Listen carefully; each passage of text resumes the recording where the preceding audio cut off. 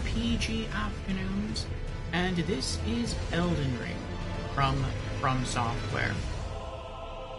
So what did we do yesterday in Elden Ring, and what are our plans today?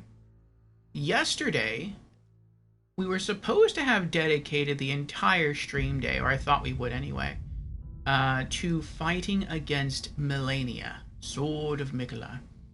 And more than any boss in Elden Ring, more than any boss in the base game, more than any boss in the DLC, Melania was the one that worried me the most. And that's because of a few different things. The waterfowl dance for me was very hard to dodge. And if one hit me, it was, well, basically a one-shot. I know, like, the waterfowl is a combination of, like, a lot of different moves. But if a good chunk of that hit me, and those moves are very quick, it doesn't matter how much health I had, it would basically one-shot me. So, a very powerful technique that she has, that's difficult for me to dodge, and the fact that she heals on hit, and the fact that I know she has 2 phases, and each of those phases has nearly a full health bar. So all of those things made me very, very anxious to fight her. And I thought we'd probably spend 2, maybe 3 days on her. I was told that she was the hardest boss in Elden Ring, arguably the hardest boss in all of Souls, until the DLC released, and then some people, well, actually many people say it became Consort Radahn. I'm not sure if Consort Radahn is still considered the hardest since the nerf, since the latest nerf with patch 1.14. And it took us about 4 days to knock out Consort Radahn. So I was like, okay, well, even if he's harder, and it took us 4 days on Consort Radahn, and maybe it's going to take us like 2 or maybe even 3 on Melania, that seems very possible. And we have toyed around with Melania in the past.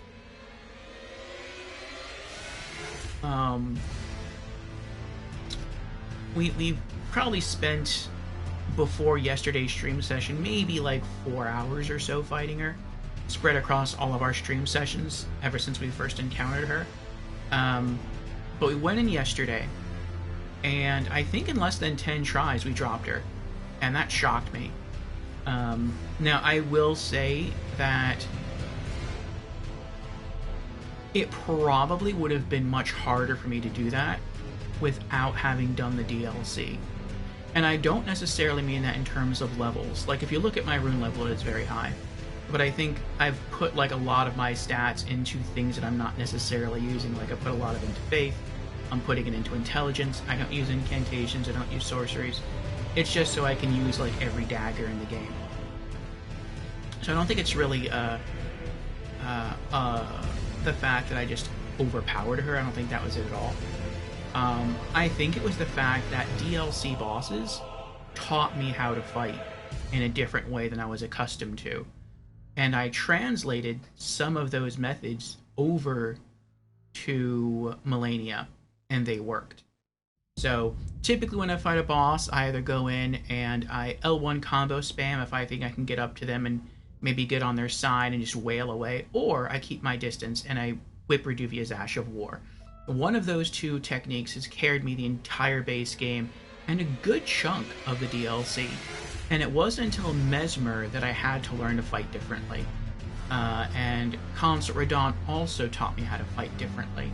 And basically the same technique that I used to take down Radahn, minus the rot pots, I used that same technique against Melania, and that's how I won.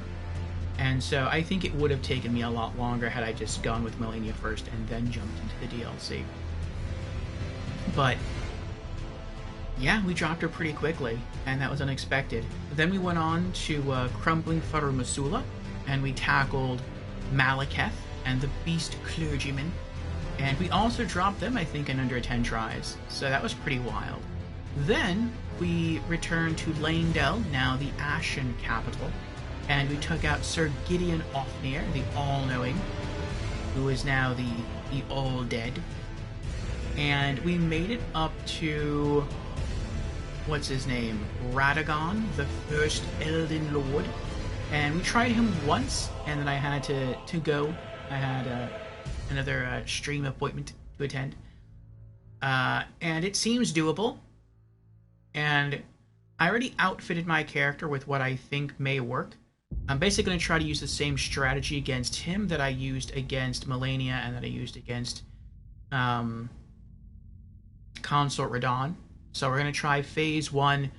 We're going to go in and we're going to use the Black Knife, and then phase 2 we're going to use Reduvia. So we'll see how that works out.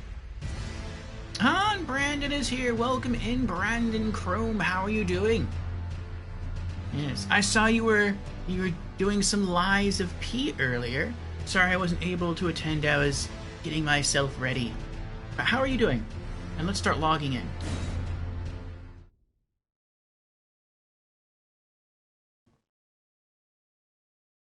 So yes, today I think we only have 2 boss encounters left.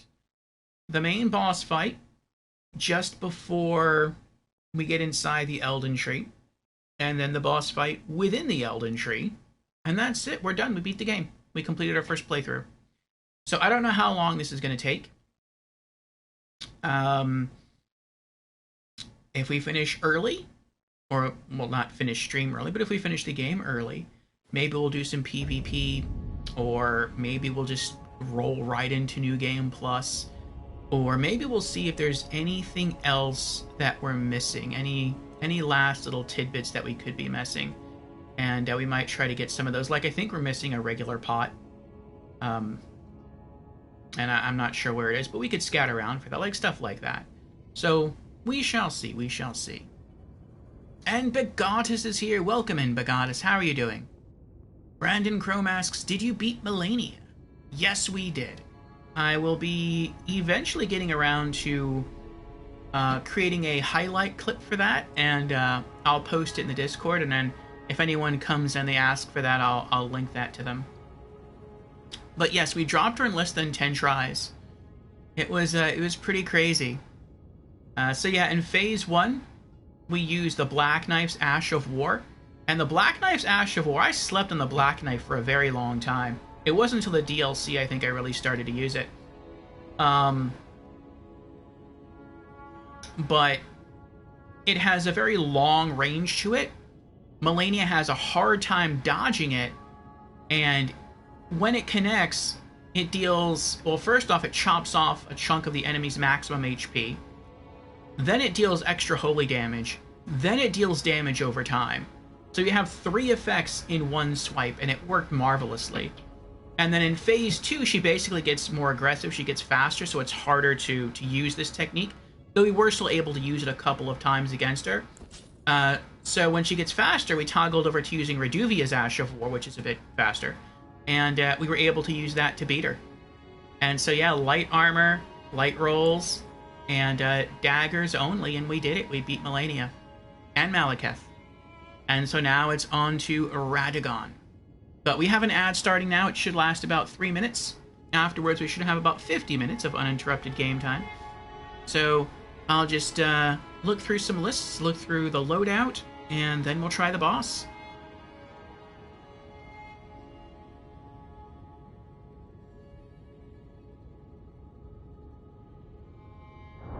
Okay. So we have our talismans here. The Carian Filigreed Crest to help save us focus points when whipping around with the Black Knife. We have the Crimson Sea Talisman +1 to help stretch out our Flask of Crimson Tears. We have the Dragon Crest Great Shield Talisman for extra physical defense. And we have the Shard of Alexander. So our Ash of War techniques with both the Black Knife and Reduvia deal more damage. Then in our Flask of Wondrous Physique, we have the Opaline Hard tier for extra defense. We'll try to save this for phase 2. And then in the other half, we have a Crimson Crystal tier to automatically restore half of our HP. And, you know, I might actually just keep this selected as our first possible heal. And then we have 4 Magic Flasks, which give us 5 full Magic Bars. That should be more than enough, I'm hoping, anyway.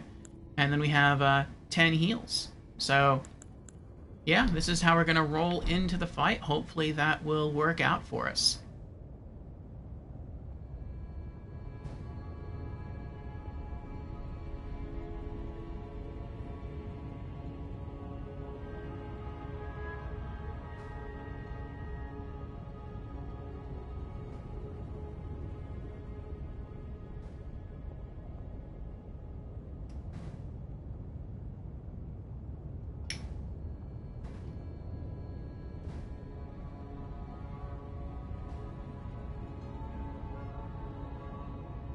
You like fighting Radagon because he's so cool? Yes, he is cool. I mean, we only fought him once yesterday. But he did seem pretty neat. So, I don't know if the cutscene's gonna play again when we walk in. If so, I'll let it play. I feel like we didn't really... I didn't feel like I got the full effect yesterday because I was trying to operate within a certain time frame there, a certain time limit. But, yes. We shall see what happens today.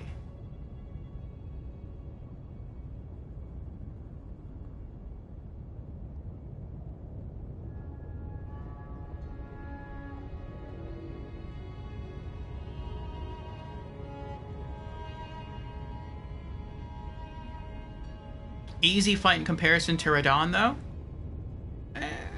I hope so.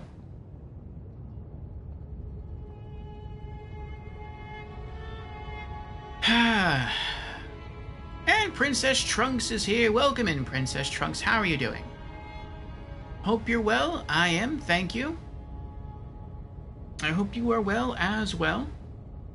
I think we're going to be finishing the game today, unless these last couple boss fights prove to be very difficult.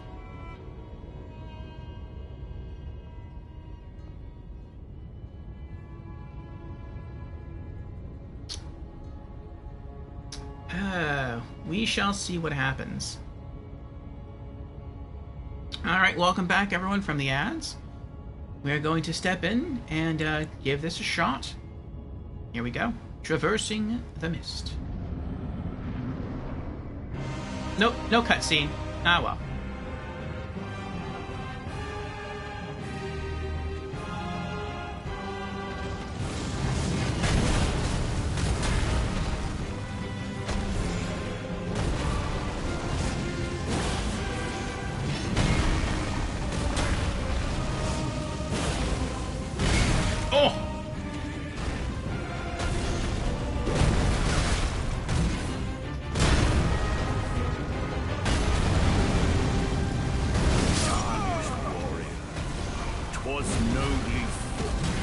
Wow.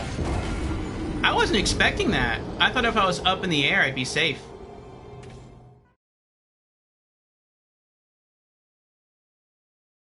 I guess you have to get away from the hit, not just be over the hit.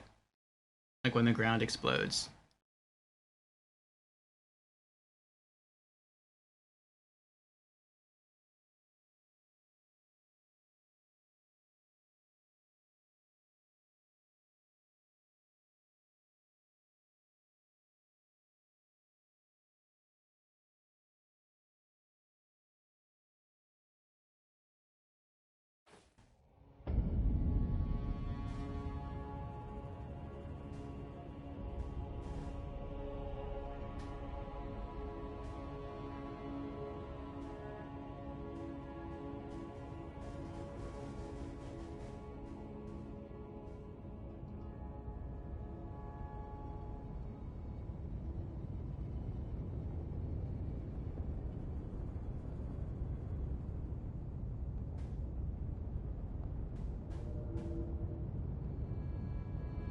Okay, attempt number 2.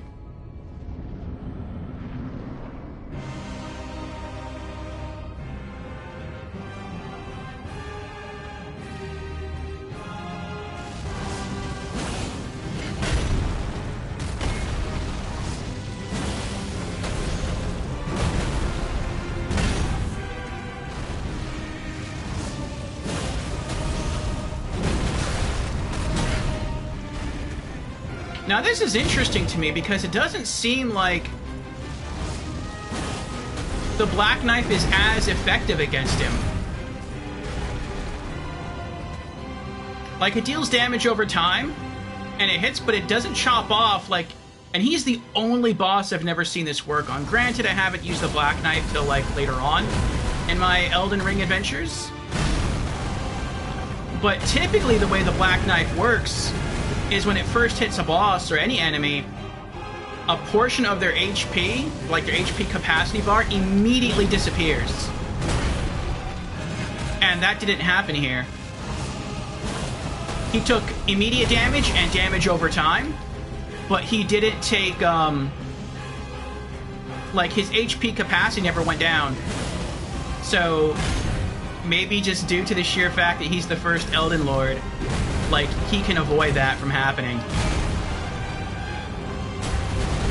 Oh, I'm dead. Oh, I lived! I wasn't expecting that.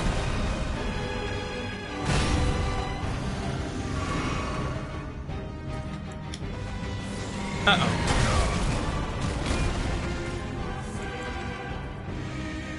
Oh, taking that drink cost me.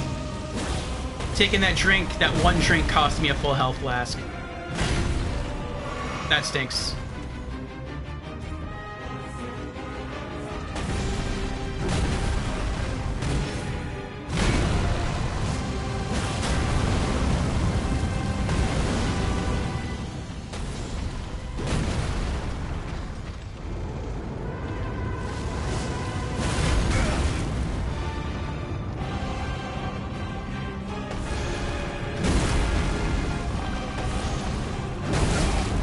Oh, he's gonna get spammy now? That stinks. Oh, that stinks. He's a spam boss? Ugh.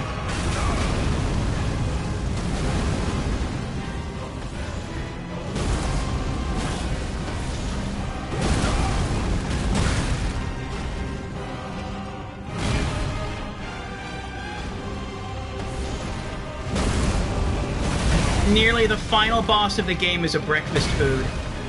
Ugh. That was unexpected. And rather disappointing.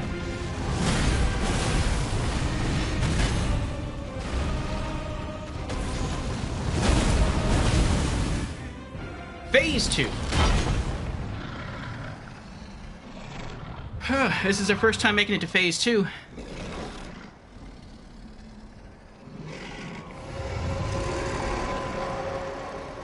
That will be all.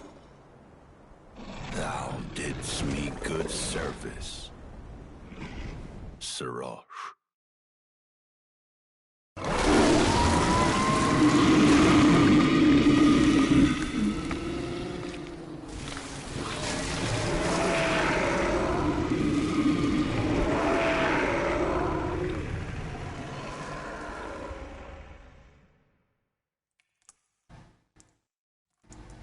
I hope Phase 2 is easier than Phase 1.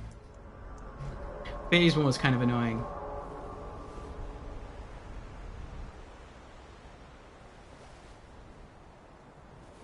I've given thee courtesy enough.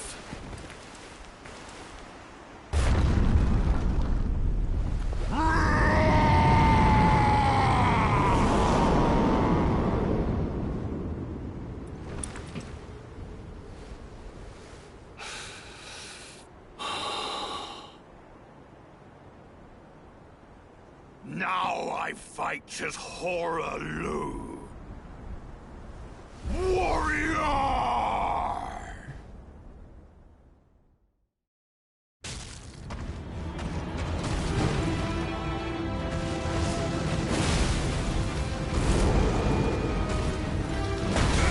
Oh! Uh-oh.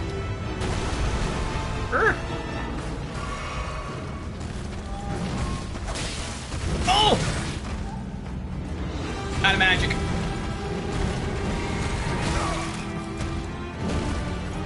I kind of had that coming there.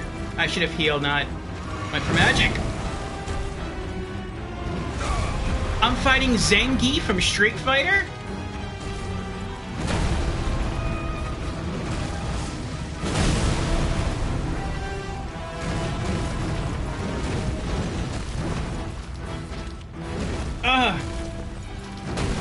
Oh my gosh! I just need to heal!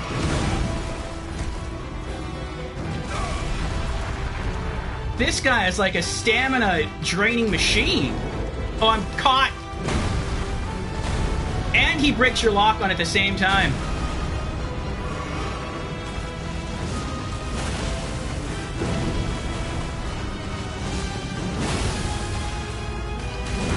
Oh my gosh.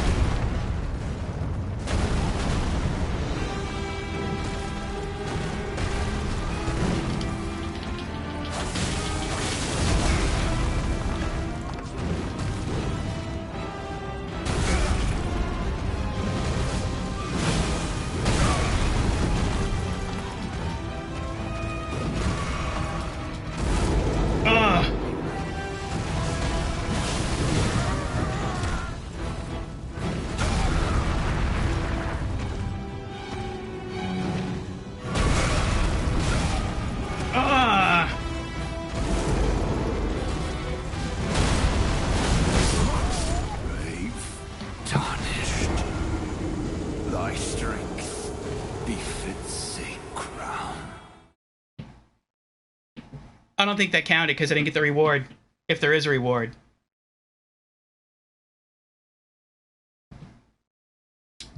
Oh, and for those of you new to the channel, please no swearing in chat.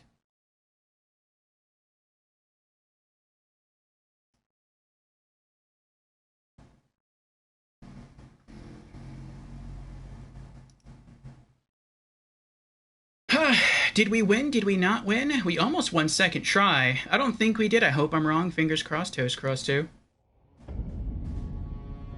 We'll see what happens. Is it still there? Is the gate still there?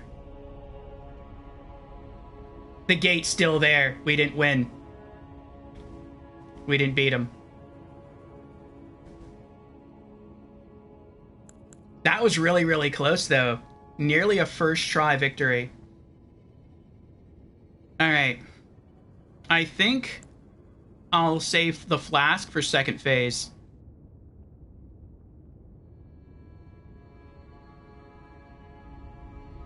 Oh, it's okay.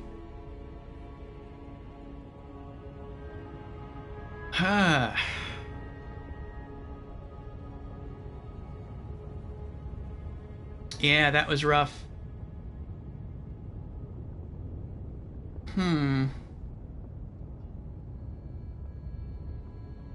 I'm questioning whether I should...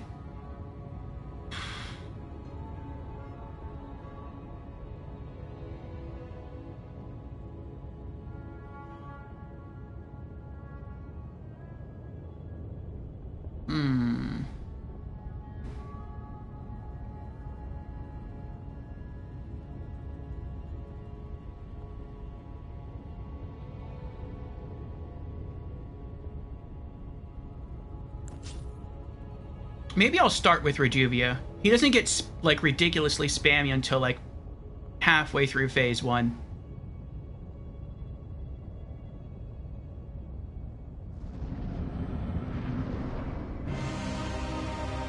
Actually, no. I think I'll just stick with Black Knife.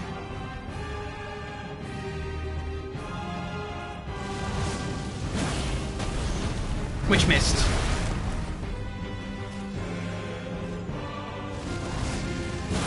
There we go.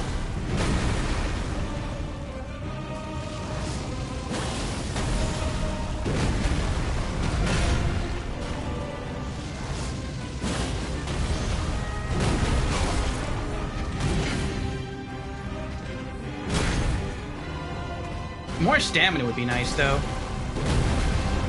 Oh, I got stuck against... I'm dead. Oh, I got a little bit lucky there. My back was against the wall. I didn't realize it.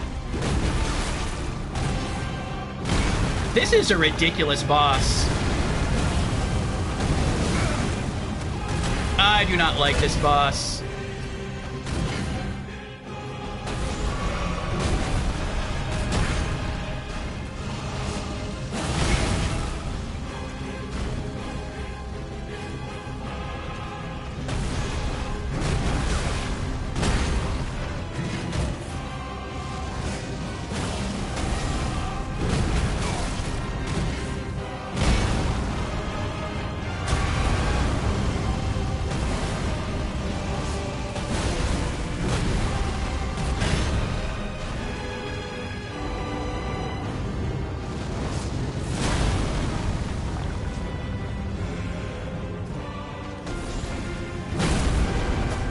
I'm out of magic. I should have drank that. I should have waited.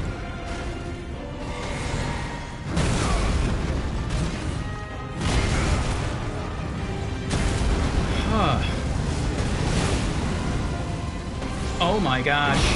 Oh my gosh. I might die here. Oh, I'm stuck. I'm dead.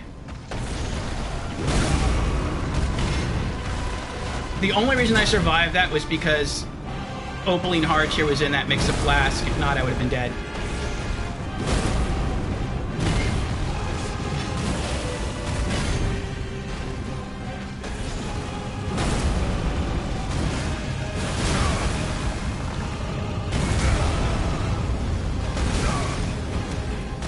This guy is super annoying.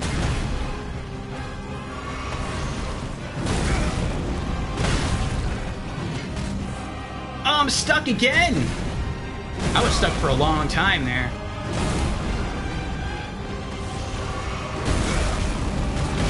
Oh my gosh! He's a spamming staggerer.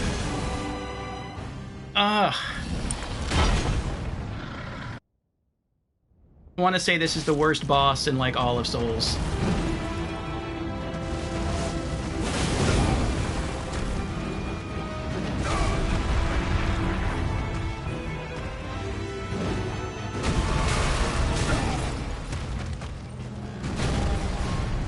Ugh. Out of heals.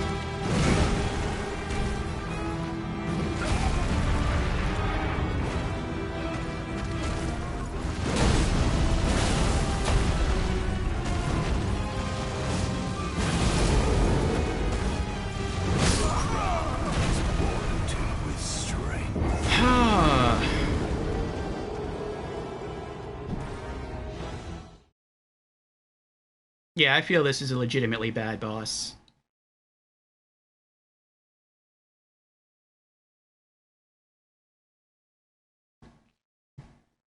I've never said that about a boss in any Souls game before. I think this is a legitimately bad boss design. Where he just runs up, stamps, juggles you in the air, hits you, runs up, stamps, hits you. It's rinse and repeat spam. And it's just made to, like, tax your stamina with AoEs. This is a garbage boss design. And for it to be nearly the last boss in the game, I don't know what happened with FromSoft on this boss. Like, I want to say it just seems like they ran out of ideas and was like, we don't know what to do. All of our good ideas already got used. More of our good ideas are going into the DLC. Let's just spam AoEs. Like, that's bad. That's bad boss design. Ah, well. We'll work with it. We'll push past it. Let's see what else we might do.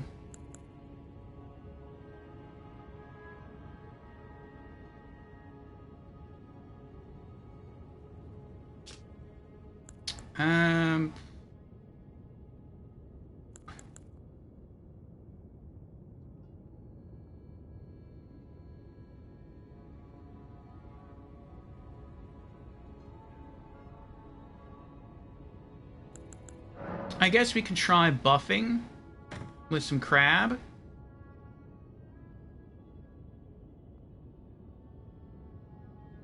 Why not? Let's use a scorpion stew. We'll take up the raw meat dumplings. And we'll have ourselves some pickled turtleneck. No, I should probably equip these things, shouldn't I? Let's equip that one. And let's equip that.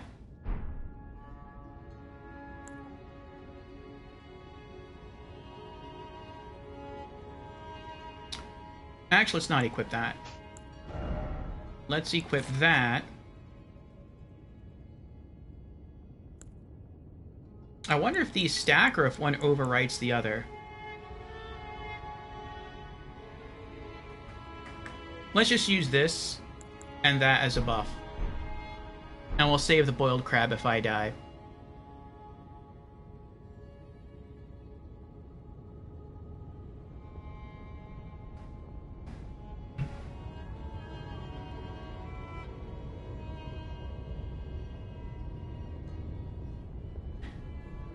Jans is here. Welcome in, Jans. How you doing?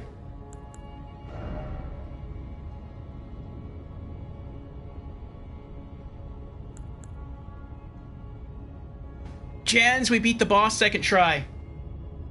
But we died just before the boss did. We were using the black knife against Toralu, and it was the damage over time effect that killed him. But we died too early, and so it didn't count us as having won. And so we had to fight him again. This is going to be our 4th attempt. You're about to eat? Oh, okay.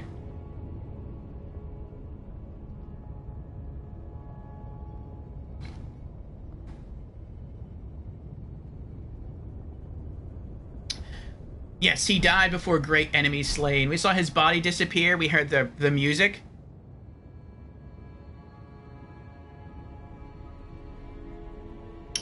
Play. But the words didn't come up on screen soon enough.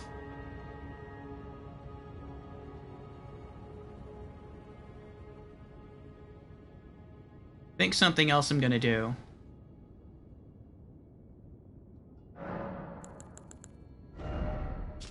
Is I'm gonna pull some perfumes.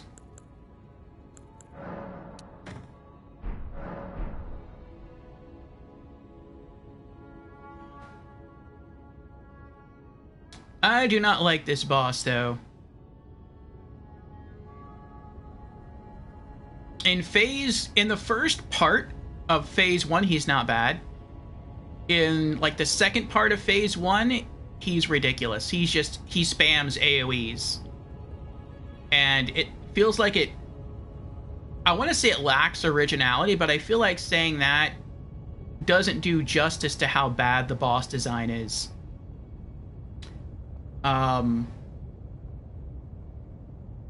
Yeah, I don't think it's very good.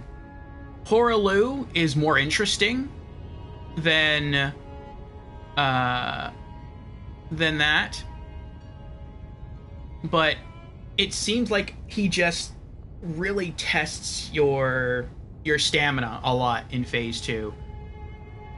And I don't really care for that either.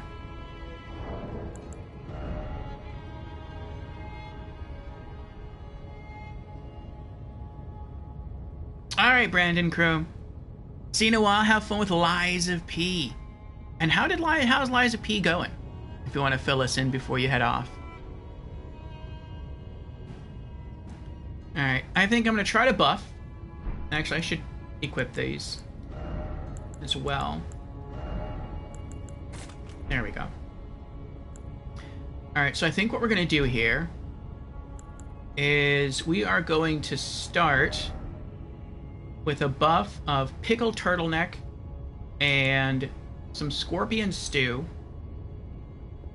and go in and just do our best. And the next time we need to heal, we'll just use flasks. Once we make it to phase 2, we'll try to use our flask of Wondrous Physique. By the way, we might have lost the damage negation buff of Scorpion Stew, and so Opaline Hardtear can take over. And we also have the 2 bonus heals of Raw Meat Dumplings. And in phase 2, we might also try to use an Iron Jar Aromatic to buff our defense even further. So we've got some stuff to think about here, but let's go ahead and eat this. There we go. And then let's eat the stew. There we go. Now, did I just overwrite the stamina buff? No. Okay. Alright, here we go.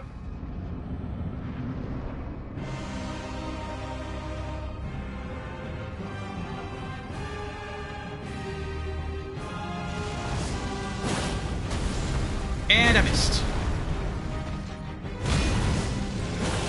There we go. Yeah, this hits him for hardly any damage.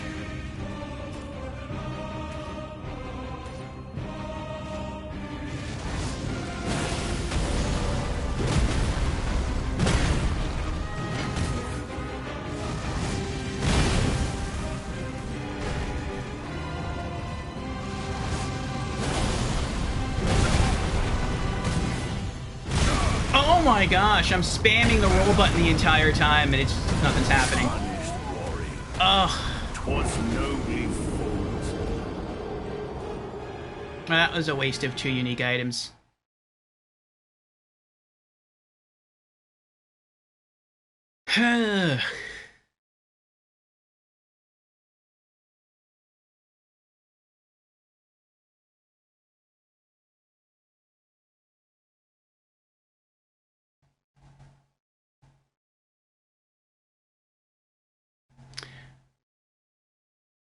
Brandon Chrome says it's a good game, very Souls-like dynamic. Still early days, but enjoying it. Would recommend if you're done with Elden Ring. Maybe one day. We still have a long time to go with Elden Ring. Jen says you are not fighting a god, nor a demigod. You are fighting a man. That's what Godfrey is. He has nothing godly about him, even though he has very high holy resist. Nor any divine power, only his strength. And in lore, he is the strongest character you are facing so far, including the DLC. Only the team-up of Radon and Mikola have a chance.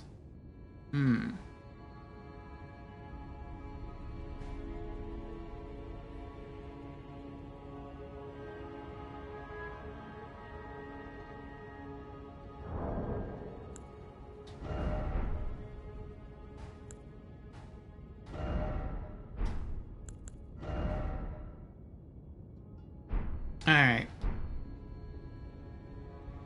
This time we'll go in and we'll buff with some crab. Some boiled crab.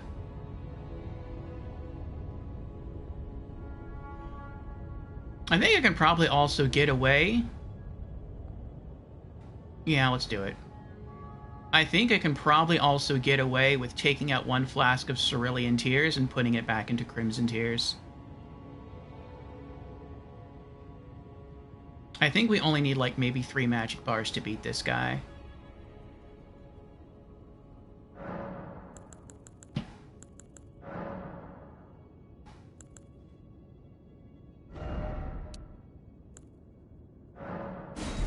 And just doing that should still give us one more flask of Cerulean Tears than we actually need.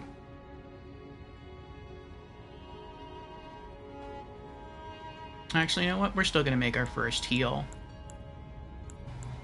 The Flask of Wondrous Physique. Maybe the Opaline Hard tier will stack with the Boiled Crab damage negation.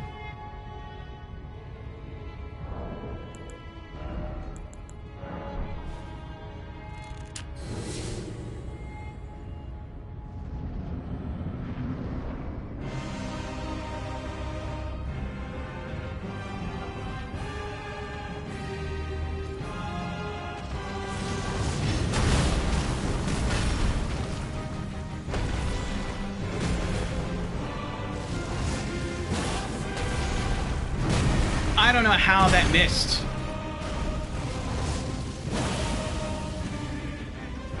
I've hit Melania from further with the Black Knife.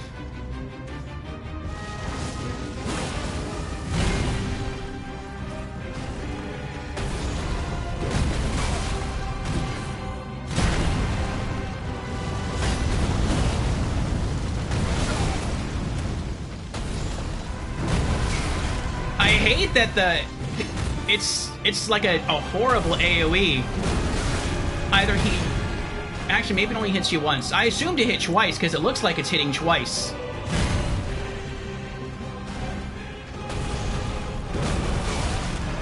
I guess it radiates out from his foot.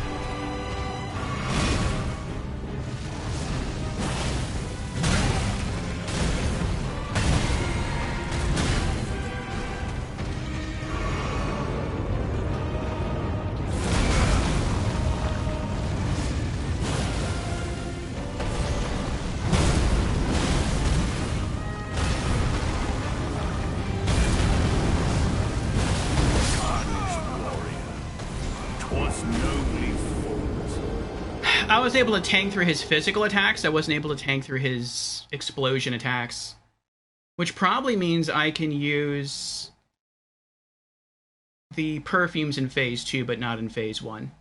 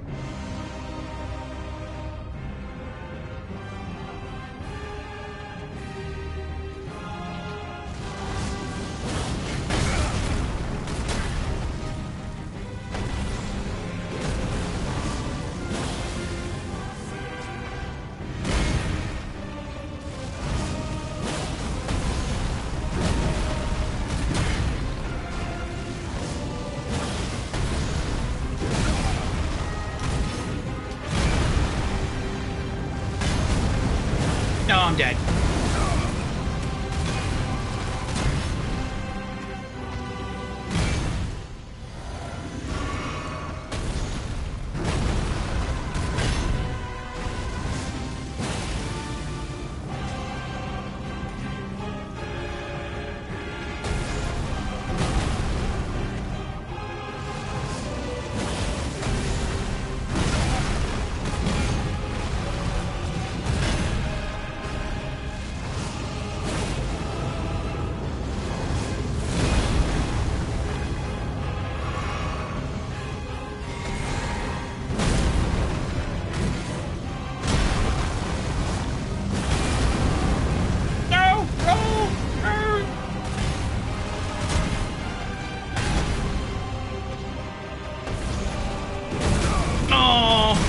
I was trying to Black Knight jump over it.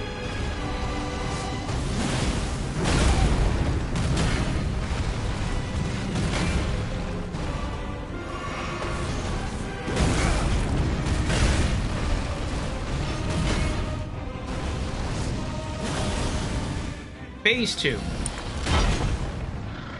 Alright. Now I've got to pop a potion, or a perfume. Ah! I may not have time to do a perfume. Roll! I think I drank 2 of them. I didn't mean to do that. Oh my gosh!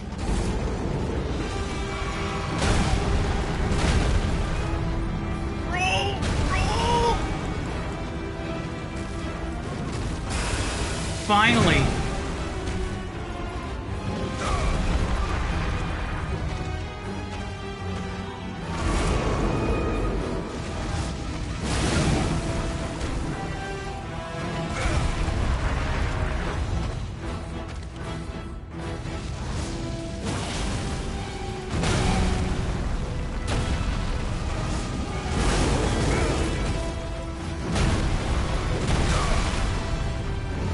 Oh, I'm dead.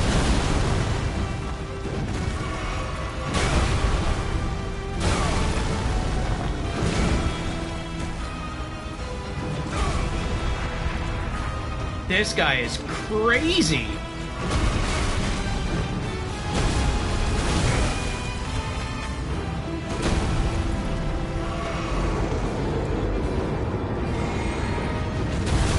Oh my gosh.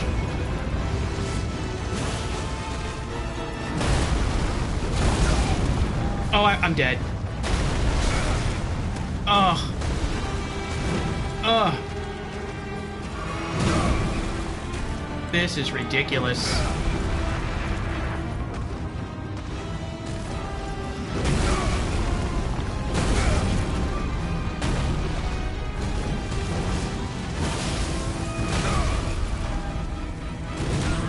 I'm dead.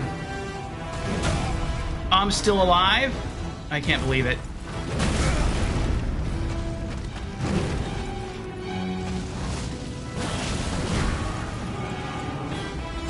I have no heals left.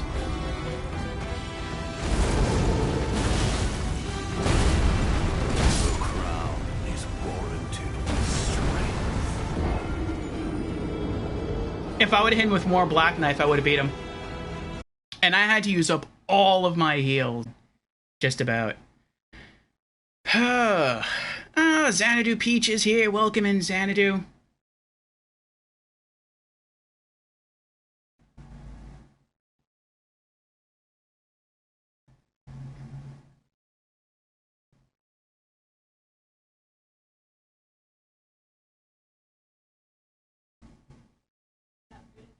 That's the second time we... Well, the first time we actually did... Well, the second time we killed him. But, that was another really, really close attempt there. Alright.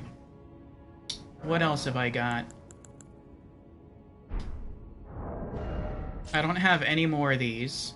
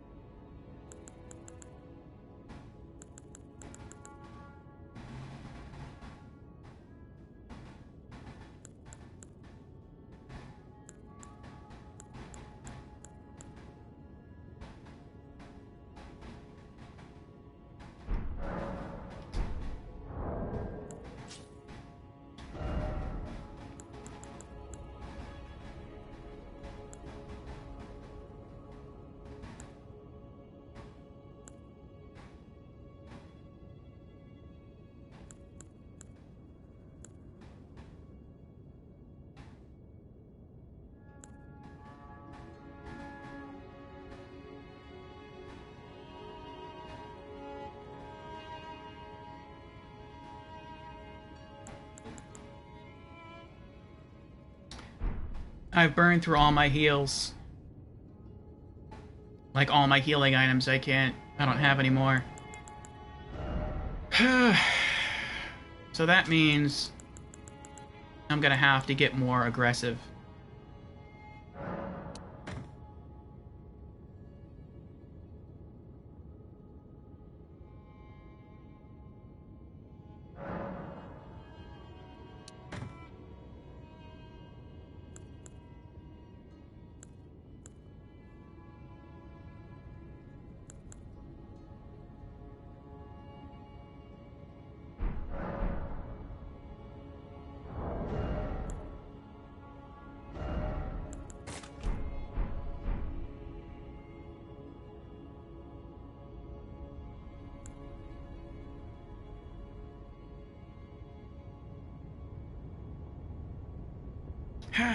But how be ye, Xanadu Peach?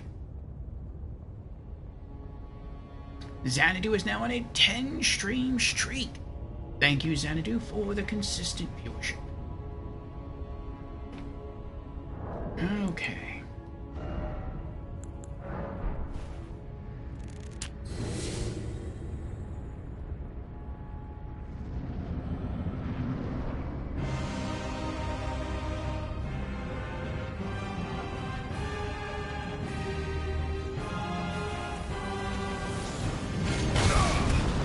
I think I might have missed that. That hit him. Oh! I already rotted him, I didn't realize that.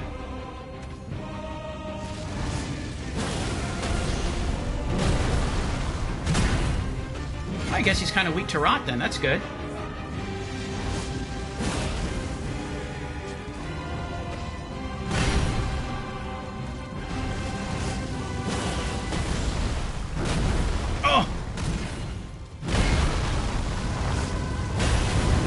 Oh no. Oh.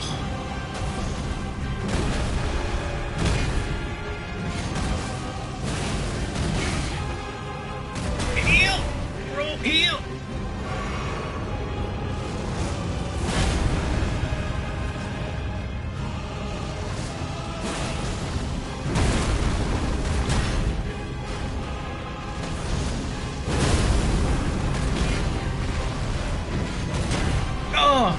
Out of stamina.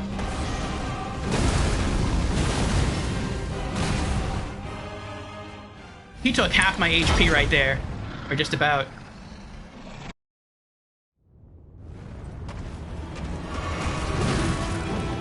What a waste of a healing item. What an absolute waste. I just threw that in the garbage.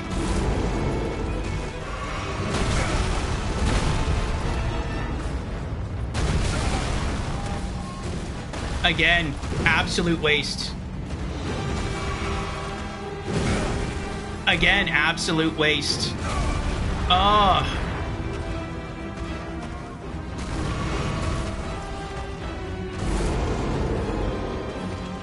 Oh, and I'm out of magic. Oh.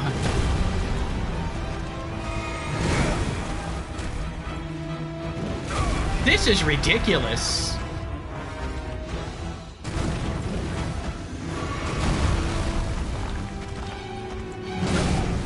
Oh my gosh!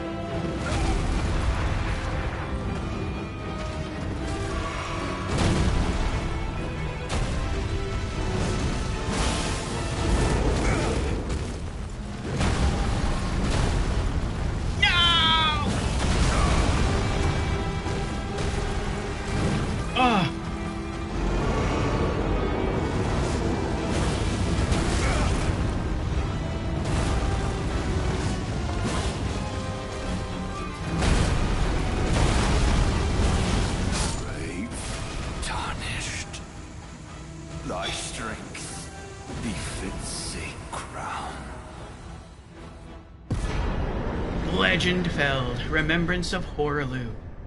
300,000 runes. My opinion holds, that was bad boss design. I did not like him at all. Worst boss I've fought in any Souls game so far. Though, that's not really that big a slight. Because I would say I've never really fought a legitimately bad boss in Souls ever. Leda and her allies was really cheap, but if you could have fought them one-on-one, I think that would have been a fun fight. There have been bosses that have cheated in this game, like Rykard, but figuring out how to overcome the cheat was fun. And the fact it also gives you the anti-cheat in the boss room sort of makes up for the fact that it cheats. But I feel like this was legitimately bad boss. Like, this is the only bad boss I've ever encountered in all of Souls. He was just spammy. He was very AoE heavy. It just felt bad across the board. Nothing about this... Like, the look of the boss was cool, but that was the only redeemable thing about this encounter.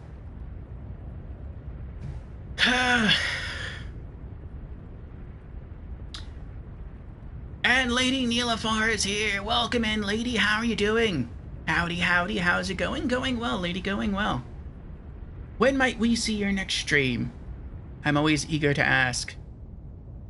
Jans has redeemed congrats. Thank you for the congrats, Jans. Jans says, mission accomplished. Lady gives me some GGs. You're in the home stretch, says Lady. You also hate this boss? Yeah. We did it, lady. We have beaten every boss in the DLC. And every boss in the main campaign, including Melania. And I think all we have to do is enter the Erd Tree, fight the last boss encounter there, and then that's it. We've completed our first playthrough. Jan says, couldn't disagree more. He's one of my favorite bosses to look forward to facing.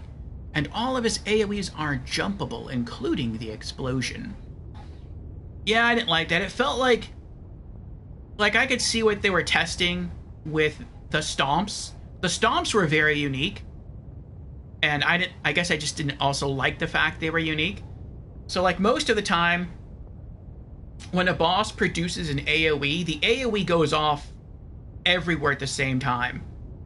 It's very rare in a Souls game where an AoE will, like, go out in a flow pattern. And that's what his stomps were doing. Like, if he stamped down his foot and you were standing right next to him, then you would get hit with that initial shockwave. But if you were further back and he stamped, nothing would happen because you would miss the initial shockwave and it's just the rocks coming up that you had to jump over.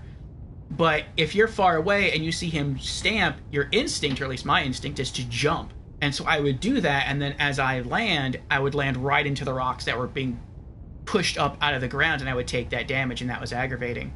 And then in Phase 2, when he did the stamp, or even in Phase 1 when he did, like, the big stamp, it seemed like it would happen either a lot faster or almost instantly. And so you would have to change the timing of when you jumped, not only depending on the distance you are to him, but also depending on what kind of stamp he was doing.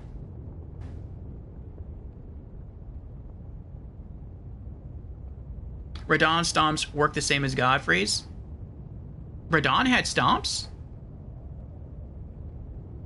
Oh, yeah, that's right. I felt like they were way easier to dodge. Like, I almost forgot he had stomps because they were so easy to dodge. Lady says, hope to stream soon, perhaps Sunday. Ooh, okay, well, that's good. Well, how are you doing, lady? How are things going for you in general? Hey, let's rest.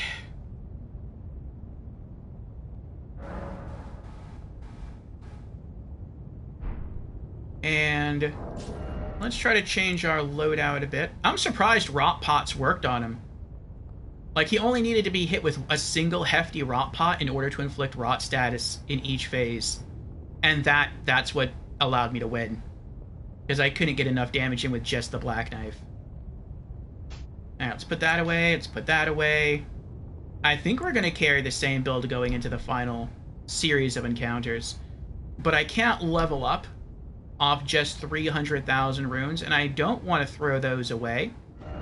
But what I'm going to do first is I want to go to Enya and see what we can get for a boss weapon or a boss item. And maybe we can even buy his armor as well.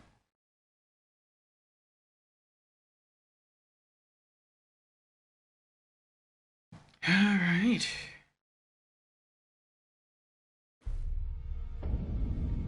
Now we just have the boss encounter upon the Elden Throne.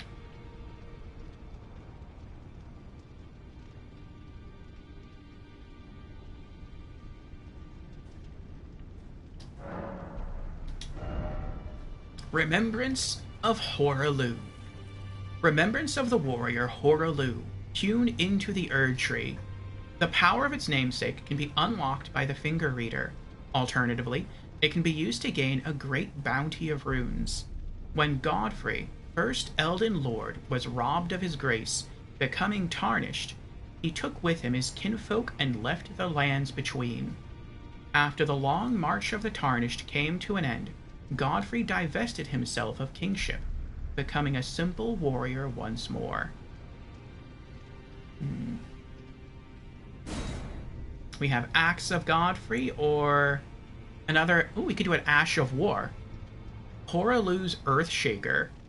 This Ash of War grants an armament the heavy affinity and the following skill.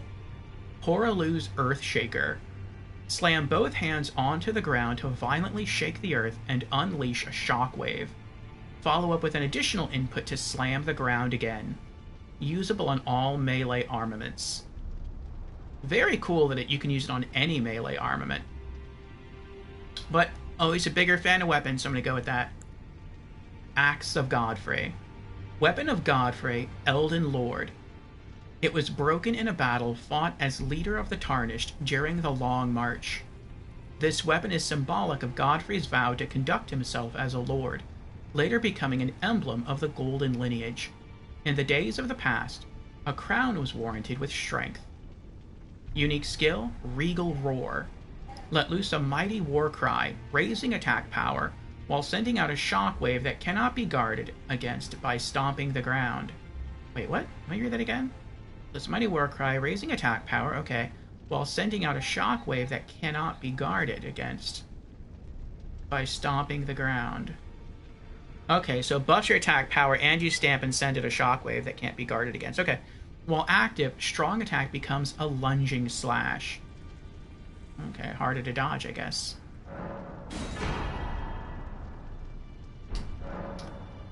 And can I buy any? I can buy his armor.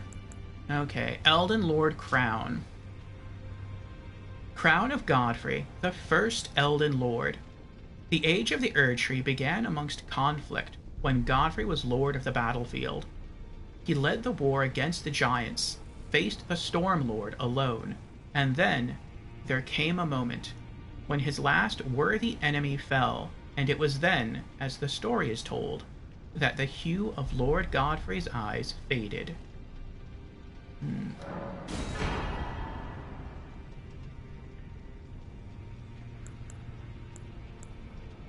Elden Lord Armor.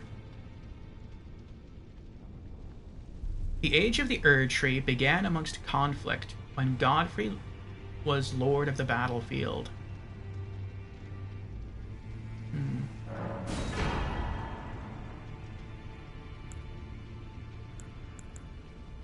Elden Lord Bracers.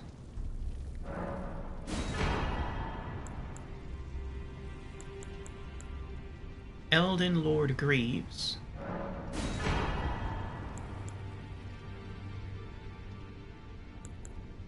I wonder if I can have the hair taken out with Bach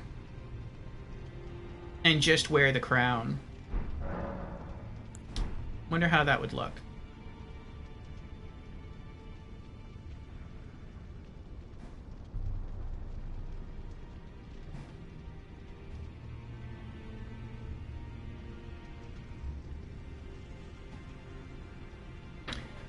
Oh, lady says, not doing the best. Just trying to focus on my health and get better. Yes, you do that, lady. You do that. Get better. I hope you get better soon. And I will be excited and very much looking forward to your future streams when you are able to do them. Jan says you can compare Godric's axe to Godfrey's. Godric's is an idolization of Godfrey, while Godfrey's is the grim reality behind it all.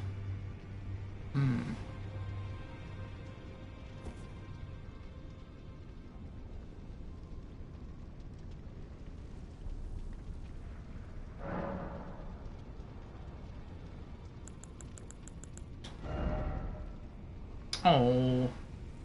You can alter the armor. It looks like you can take off the cape, but you can't alter the crown by taking out the hair. Oh well. I guess this might be the only Souls game I don't do that in. Every Souls game, like close to the end, I always replace my headgear with a crown of some sort. I did that in Demon Souls, so the crown in Demon Souls is really weird looking. It was basically the Xanthus crown from Dark Souls 1. But yeah, at the end of a Souls game, I always like wore the crown. This is the only game where I think I'm not going to do it. I would be tempted to do it if I could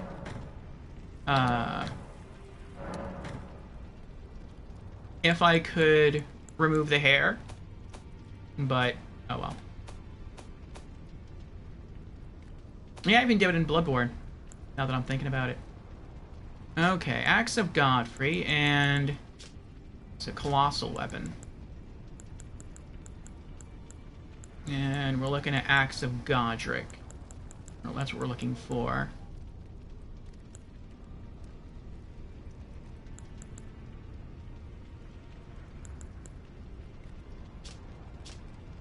Okay.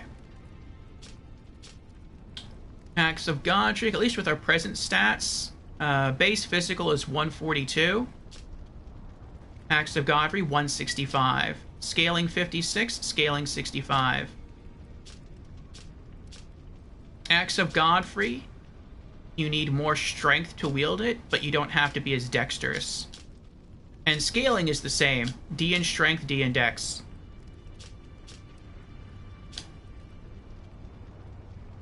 Okay. Oh, there are also different kinds of weapons. Axe of Godric is a great axe. Axe of Godfrey is a colossal weapon.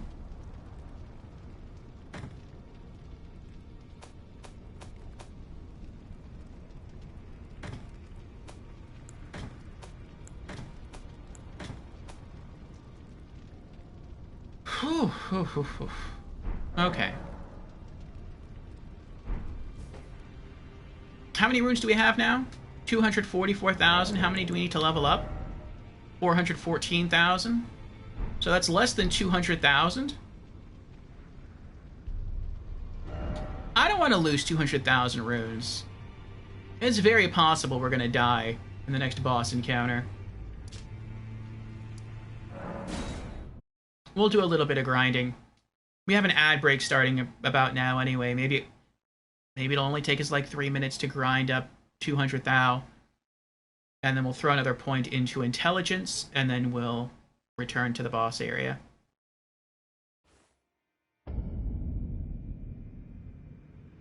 Lady says, so what's on the docket after Elden Ring? The answer to that, lady, would be more Elden Ring. We'll be doing New Game Plus, and eventually New Game Plus Plus, and Plus Plus Plus, etc., until we get all of the achievements. We're going for that Platinum Trophy.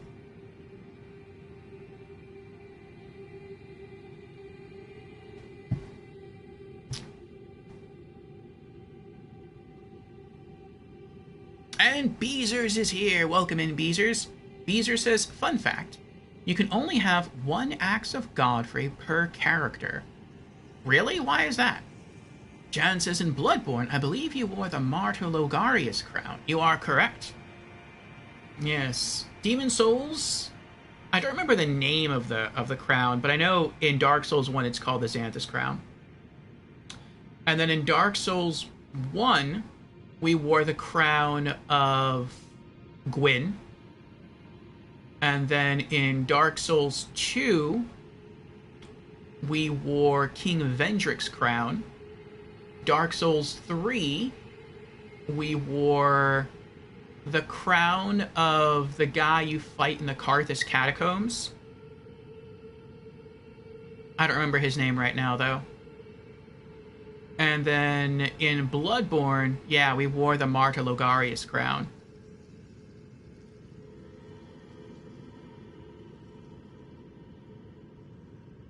Lady says, oh, right, I forgot New Game Plus exists. Yes, thank you, Jen. High Lord Volnir. Squirmy Duck always liked to call him High Lord Walnut.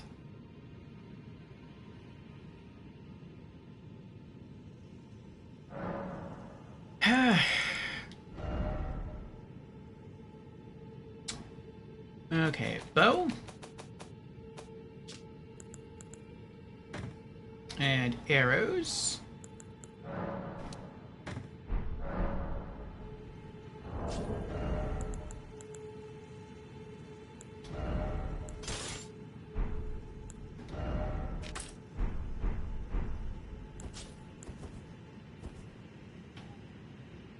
Oh, wait, let's speed this up a little bit more.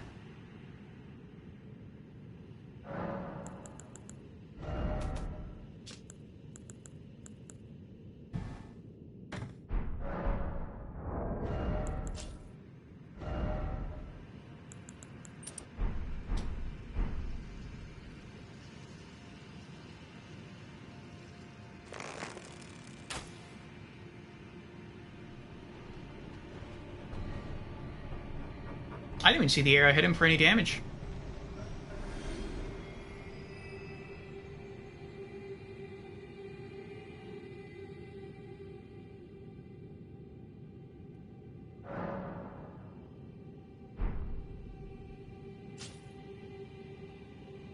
Jen says, before you head back to the Elden Throne, can you head towards the burnt ceiling trees location past Romina's boss room into the DLC? Sure.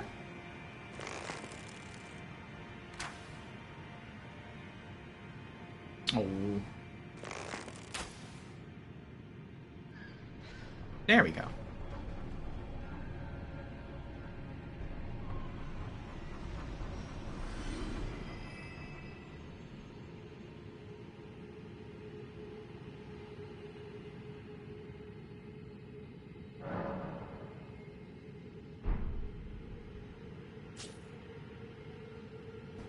How are you doing, Beezers? I think we're gonna do it today, Beezers. I think we're beating the game today. We're beating our first playthrough. We just beat Hoaraloo. And I think we just have one more boss encounter to go. We actually beat Hoaraloo on our second try. But, we died first. I flipped up in the air, and I hit him with the attack of the Black Knife. And then, as we were coming down from that attack, he hit and killed us. And then, almost right after we died, the damage over time effect of the Black Knife's Ash of War killed Hoaraloo. But, I guess there was too much a space of time between our death and the death of Hoaraloo, so it didn't count, so we had to go fight him a few more times. And eventually, I just didn't have the defense, like the ability to heal through all of his hits, and I didn't really feel like learning too much of the timings because I didn't like his attacks. And so I found out that I could just use a large fetid rot pot. And I guess because he's human, he's weak to just like stuff that normal humans would be weak to. So it only took a single fetid rot pot to inflict a rot status on him. So we hit him with one in phase 1, we hit him with a second one in phase 2. And with that damage ticking down, we added on to that the damage over time of the Black Knife. And that was enough to beat him.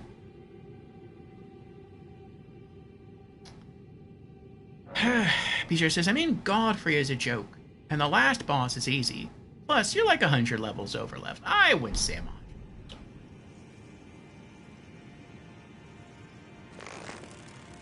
When you say the last boss is easy, do you mean like the boss I'm about to face is easy?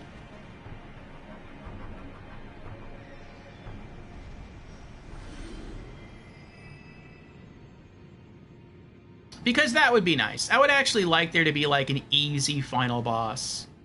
That's something like I really enjoyed about Demon Souls. Like in Demon Souls, some of the bosses were a challenge. And then it's like once you get to the last, like the real last boss, it's a cakewalk. It's perhaps one of the easiest bosses in all of Souls. He can still kill you. But compared to the other bosses you face in the Soul series, extremely easy boss. And I was like, thank you. Like, it feels like you know, it's, I imagine like a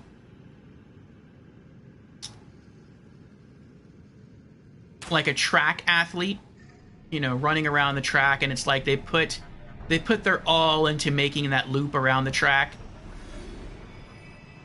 And hitting that finish line, it's like, okay, now you can rest. Now you can, like, slow down and, you know, sort of get your bearings again. And that's kind of what the final boss in Demon Souls felt like. It's like, okay, you know, you worked hard, you earned it. Here, you just get to clean things up. To some degree, I guess you could say that about Dark Souls 1 as well, if you're good at parrying.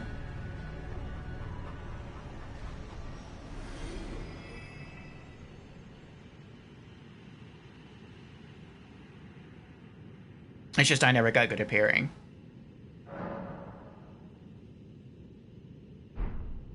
I only have one more boss? I have one more boss encounter.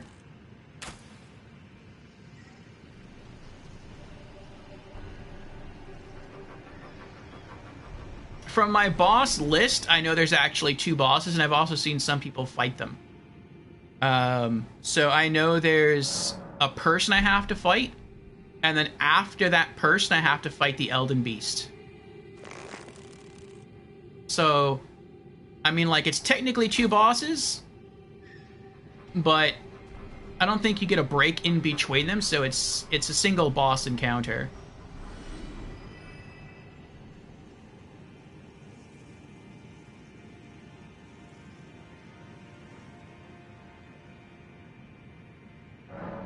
Jen says, you won't find a true King Alont equivalent here if that's what you're looking for.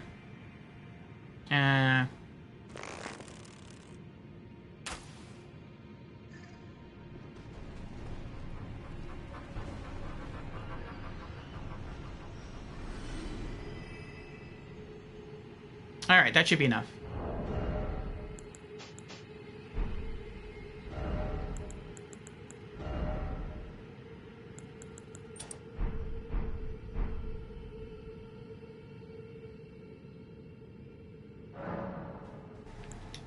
Level up. Intelligence to 16.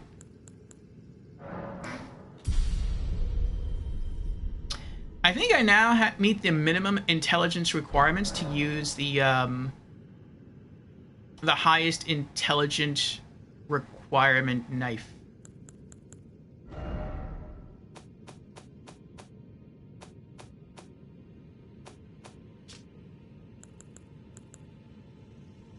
Yep. I'm still going to put another 4 points into intelligence when I can. Just because I like to round up.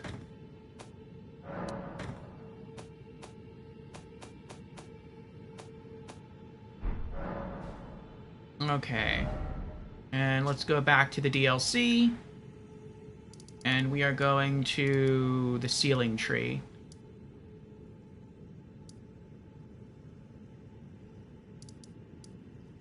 Church of the Bud.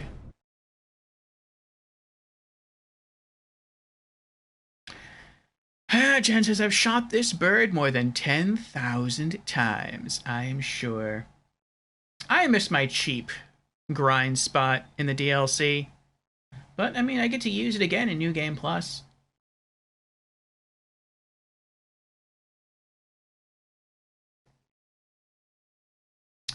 Is there any point to killing the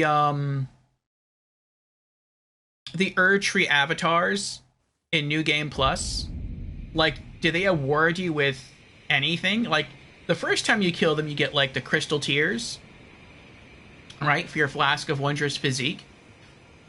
But I would assume, since you already have the Crystal Tears, that they're not going to drop duplicates. Like, maybe if you didn't kill a certain Erdtree avatar in your standard New Game playthrough, then maybe they would drop that Crystal Tier in New Game Plus. But if you already have that Crystal Tier from standard New Game, I would assume that you're not going to get a duplicate in New Game Plus. Hey, Jamran, how you doing? Welcome to the stream. Jam says, I quit shooting the bird and killing the enemies there. They give upwards of 52k and can be killed fast.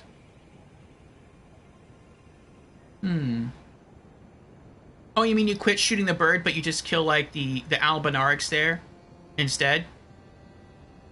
I've heard people do that, too. Like, once you beat the game, you get that, or you can get that cool sword that sends out the wave of gold, Ash of War, and it just, like, murders everything in your path.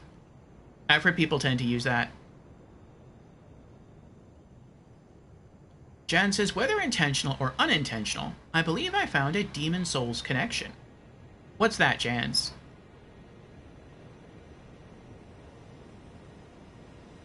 There's the burnt ceiling tree. And there's the monks. Are you talking about how they look like monumentals? Take a look at the monks at the edge.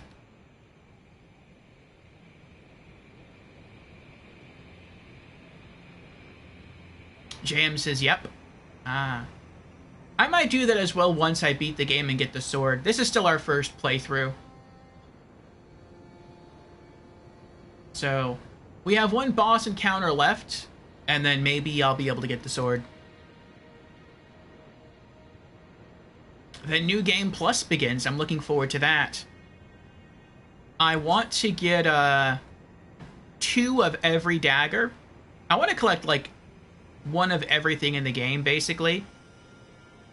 But because this is a dual dagger build, I want to collect 2 of every dagger. And some daggers you can only get once per playthrough, like the Black Knife, the Scorpion Stinger, the Reduvia, and I'm looking forward to getting duplicates of those. John says, the purpose of the Monumentals is to seal away God, the Old One. Here we have similar-looking monks in the place of a ceiling tree that obscures the tower of those who wish to contact or become a god. Well, I first noticed these monks not here, but actually, I guess you do first encounter them here, or rather, here in Church of the Bud. But they're all around the arena, and this is when I first noticed them.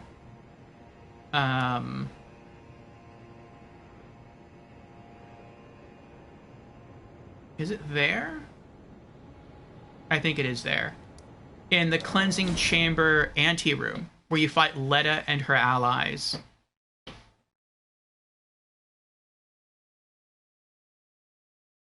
In this arena, the monks completely surround you, just like in Demon Souls.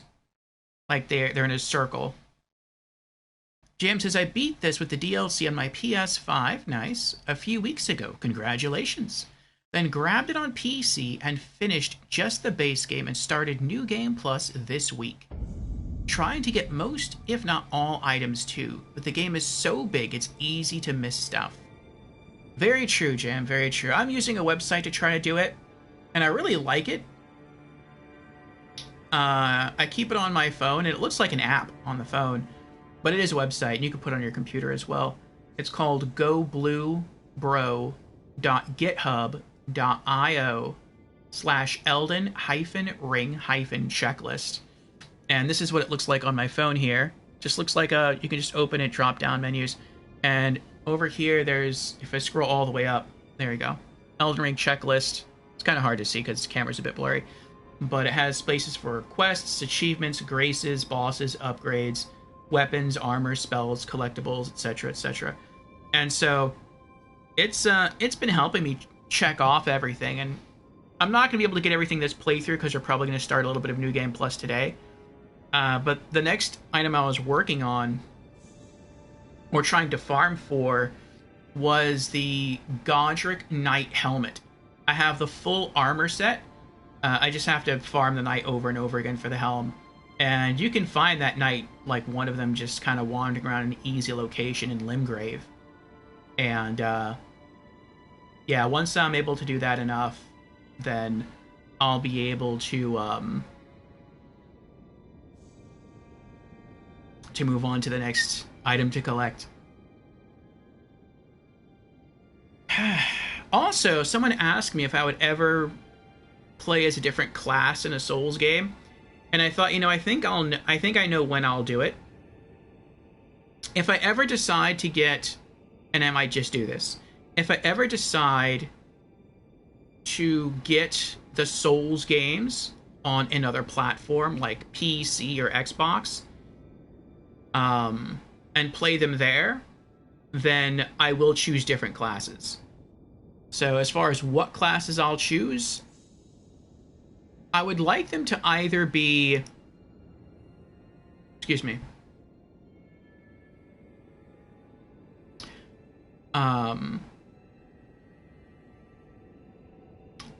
I would like to either do the opposite of the build that I have in that particular game, either moralistically or gameplay-wise. So like in Dark Souls 1, I played as a paladin.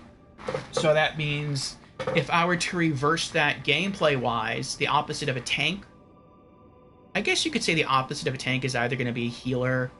No, it'd probably be a caster. So I could be a caster in Dark Souls 1, that would be fun. Or I could just shift it moralistically.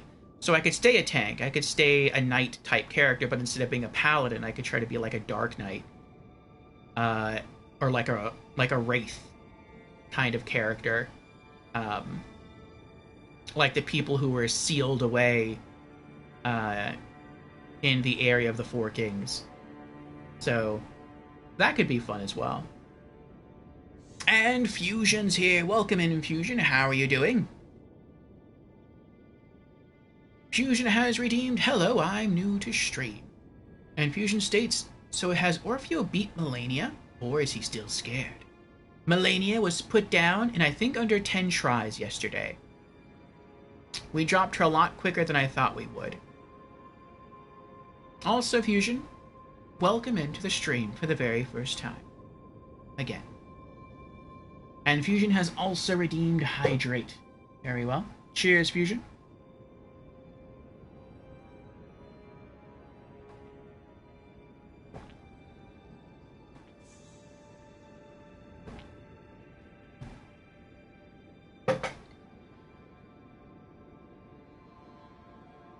James says, nice, I used to watch you from the PS5, but last week's update they changed something, and now I have no clue where to find the small list of streams they let you choose for live streams of games you play.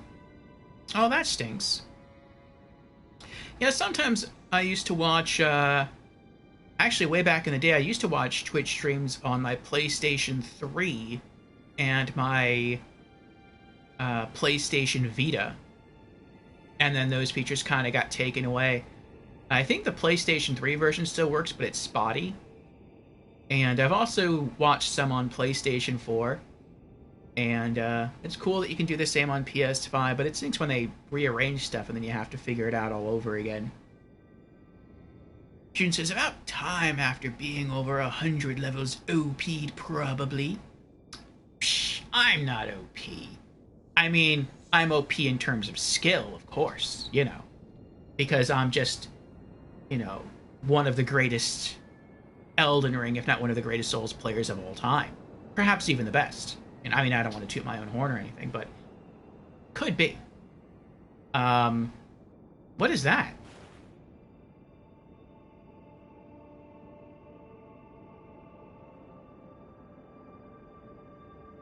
Their bodies stay here? That's creepy. I thought they were only here until, like, I left the area and then they would despawn.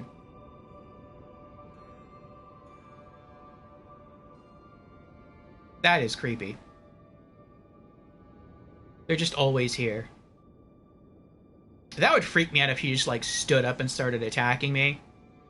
It'd be like a new optional boss fight. Like Letta and her allies, round 2.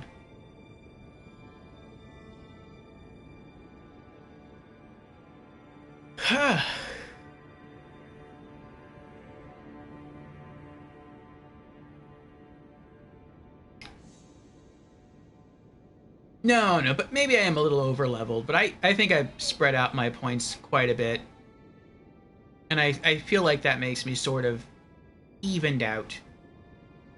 Like, I know there's some people who probably just focus on 3 stats and that's it. Like, vigor, stamina, and strength, and that's all.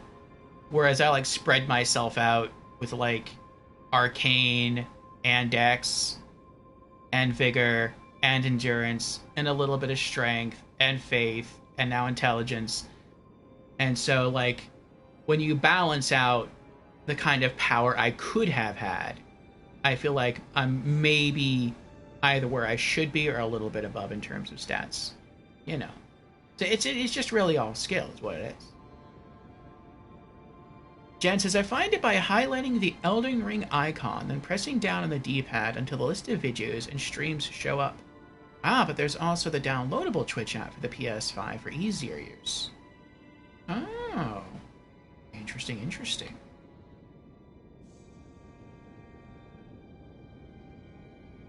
Yes, you're more than welcome of hanging out here, JM, and watching us. But yeah, this is where I first noticed the monks, Jans. You can see them all sitting here in a circle with their heads bowed down.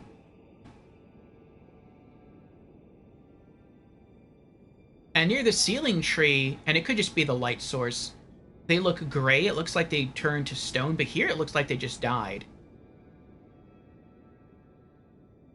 But again, it could just be like the warm lighting in here, making them look that way. Maybe the cold lighting elsewhere.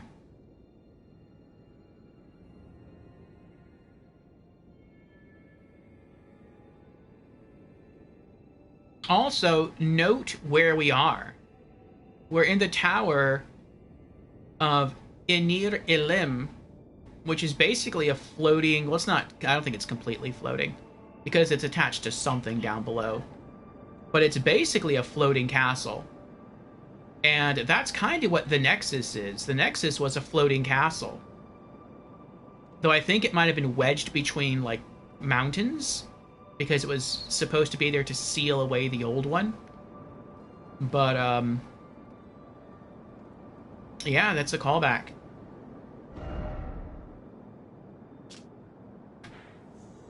Okay.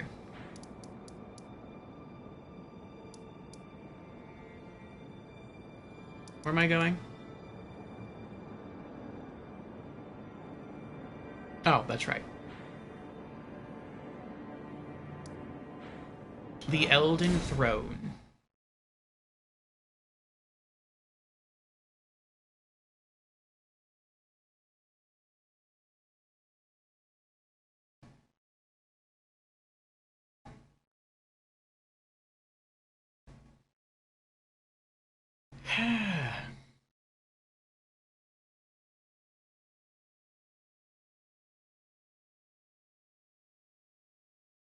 Jan says, to quote Kratos, you are not ready for your upcoming butt kicking. I think it's even harder. Well, I do take comfort in the fact that I supposedly have defeated the 2 hardest bosses in the game, Melania and Consort Radon. I'd also say that Mesmer was really up there in terms of difficulty. I don't remember this ever being here.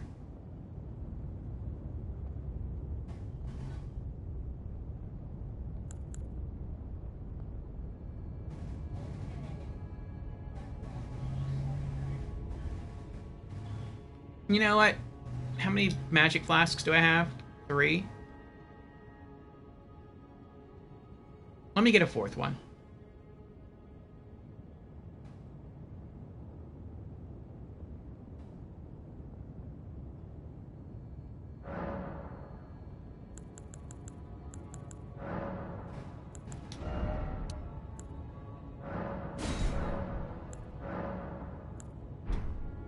I wonder if I should just leave it this way. 10 healing flasks, 4 magic flasks. Maybe I should. I've been doing 12 and 2. But I mean, for the boss fights, focus points have really been coming in handy.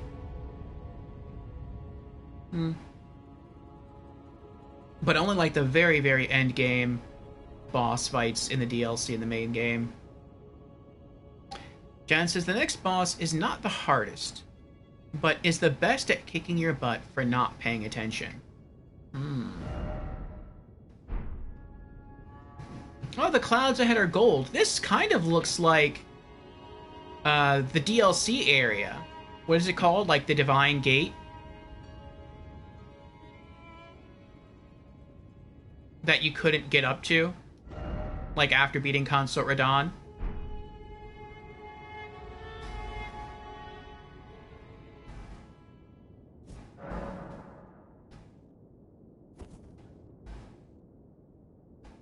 James says, I like the next boss.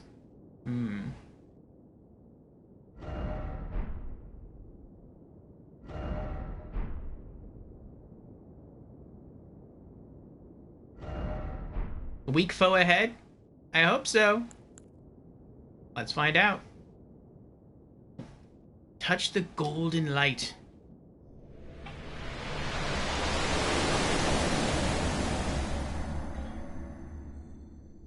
Welcome in, Hellas. Good timing.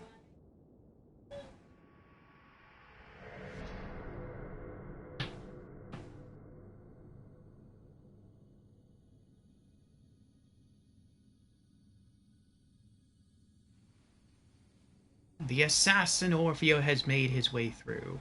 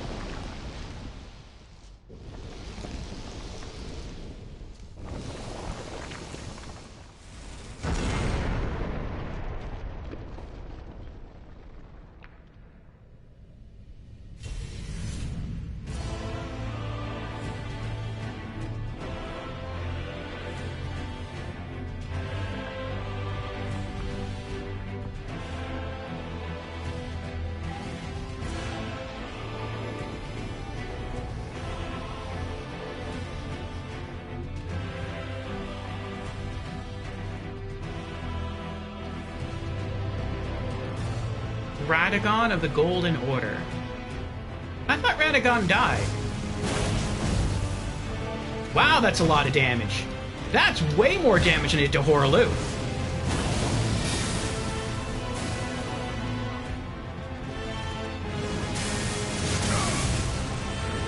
Okay, you got Holy. That looks like maybe Lightning.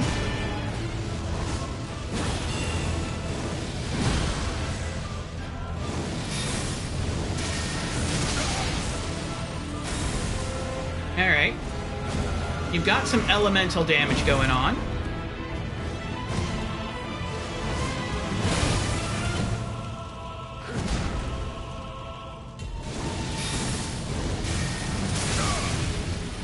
You've got some delayed timing on your lightning bolt attacks. That makes it a bit trickier to dodge. But the eye things you do is like instant damage. Okay, I should have saved that. I think did I miss with that attack? That was a really hard hit, by the way. Oh, you can spam that. Okay. Oh, I almost fell there. I didn't realize this arena had like an area where you could fall off.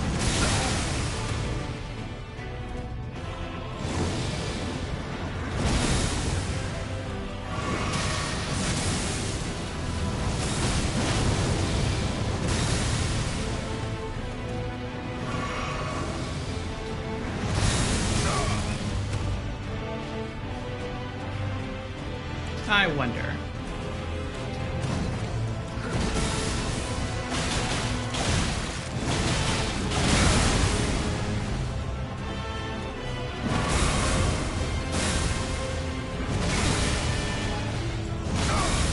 I keep trying to switch daggers, but there's delay, there's lag.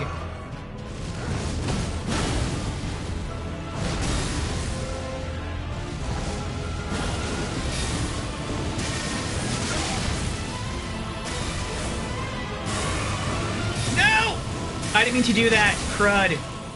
I meant to do that. Okay, I'm ready. I don't have any heals left anyway.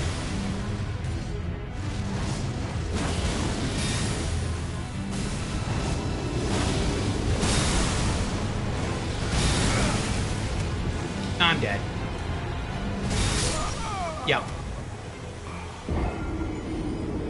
That might not be too bad for a first try.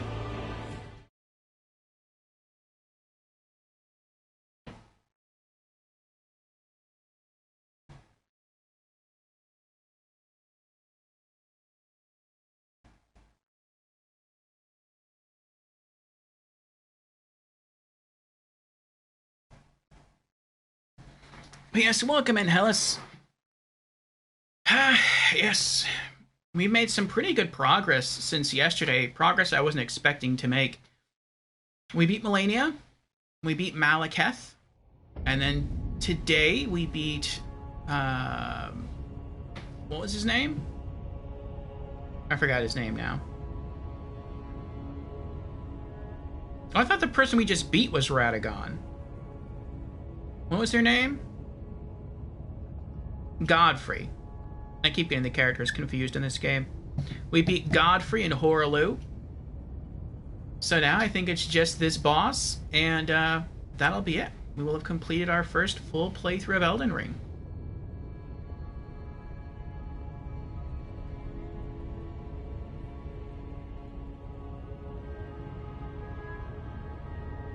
Oh, you can't fall? There's a barrier? Okay. He can't bleed, it's a pain. That stinks.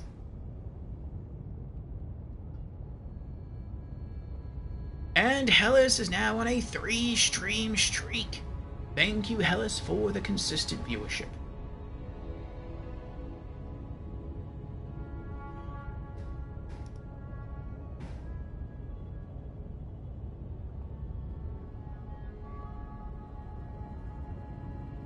Curious where you got the impression Radagon was dead. Wasn't Radagon the one who broke the Elden Ring?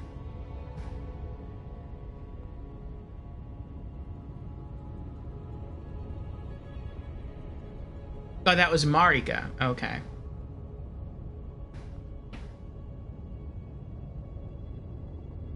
And Marika's not dead either? Oh boy. Radagon tried to fix the Elden Ring. Oh, okay.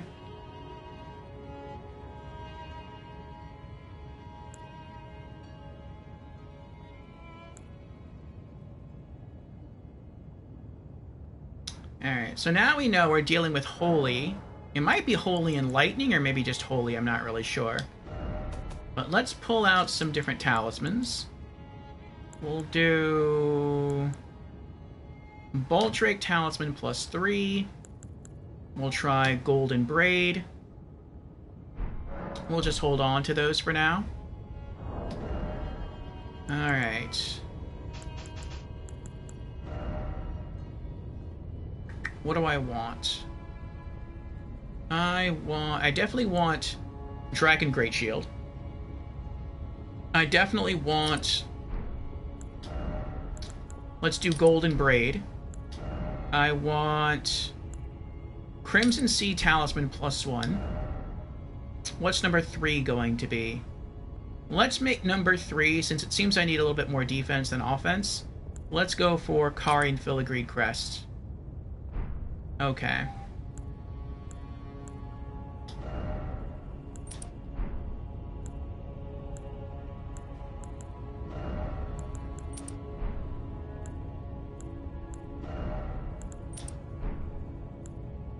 And let's take a look at our Flask of Wondrous Physique.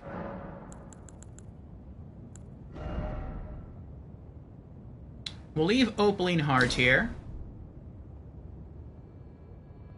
I feel like L1 dagger spam is not going to do well here. So I'm not going to put Thorny Crack Tear back. Oh!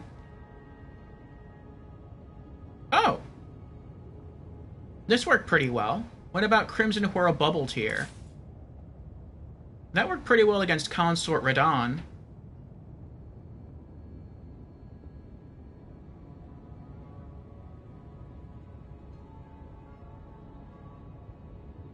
We might go with that. Okay. Now, what about number of flasks? 10 and 4?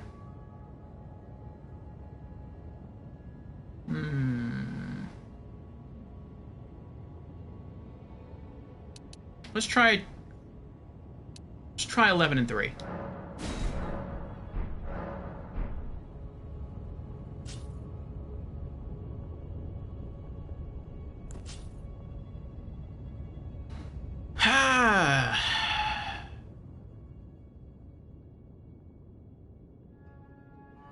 This is Orfeo Radagon has one of the weaknesses that Venom has in Spider-Man. Hint, hint. The ringing of bells? Sound? Can I yodel into the microphone and that will disturb him? That would probably disturb you. What was in the flask? What did I put in here again? Okay.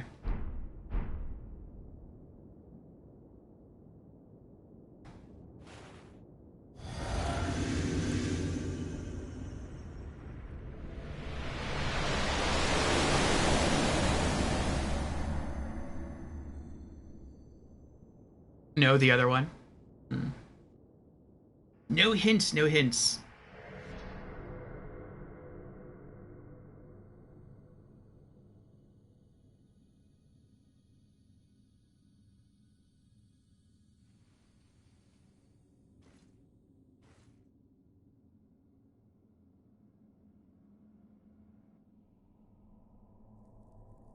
I wonder why this boss is just hanging here. So this is the person who tried to fix the Elden Ring.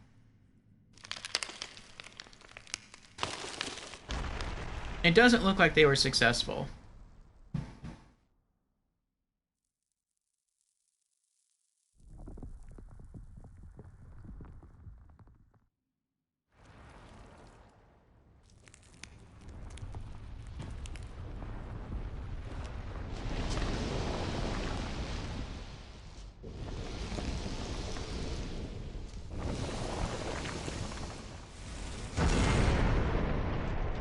You know who I bet could have fixed the Elden Ring? Andre, the blacksmith from Dark Souls 1 and 3.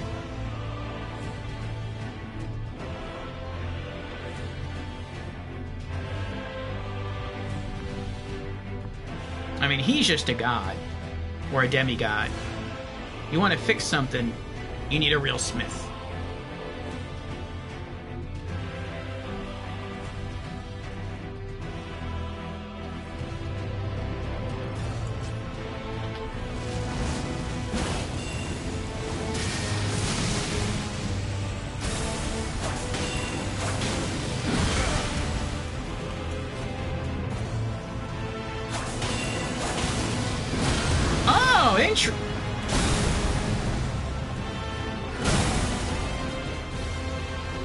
Ow.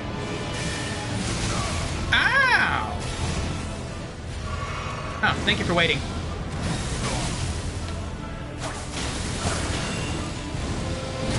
Oh, that's super annoying. That is really annoying. So every time you hit this person, they hit you. That's the counter. Unless they're already trying to hit you.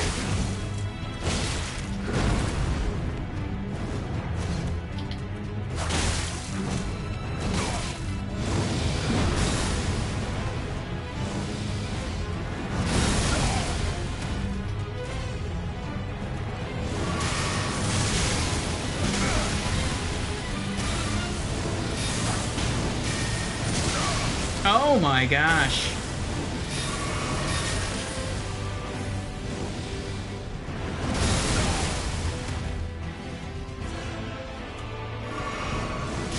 This fight somehow got like a lot harder.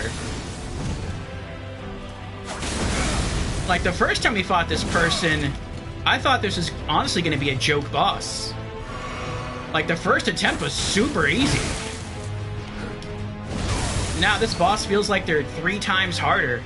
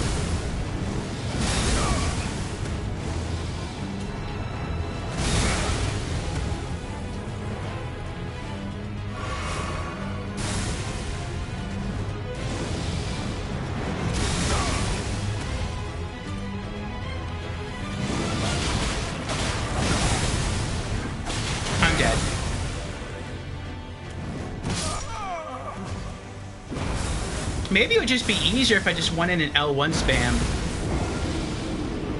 It's hard to judge. This boss is very balanced. And again, it's with the AoEs. It's not as bad as Horaloo. Or I guess I should say... I forgot his name again. I mean, technically his name is Horaloo, but before he became Horaloo. Godfrey. It's not as bad as Godfrey. But maybe if I just tried to like DPS rush this boss, I could just run up and just take him down faster. I don't know.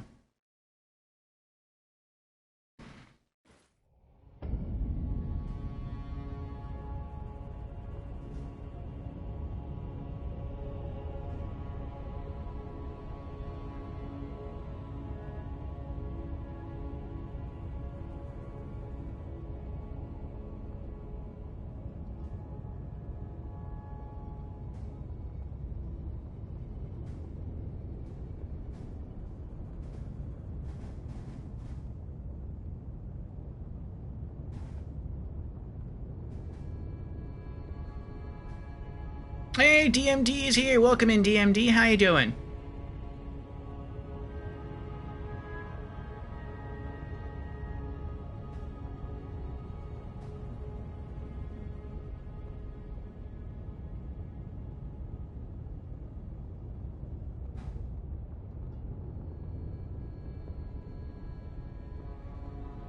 Yeah, a lot of the story of Bloodborne and Elden Ring just went completely over my head. Like, I understand the gist of it, but if you ask me, like, certain people's motivations, I don't always understand the motivations of what was going on, necessarily, in Bloodborne. And in Elden Ring, it's even worse, because so many characters have similar names that I find it incredibly confusing to, like, tell one from the other. So it's like, not only do I not understand their motivations, most likely I don't even know who they are. Like, if you say a name, there's a very high likelihood I'll have no idea who you're talking about, or the face that pops in my mind is not actually the person.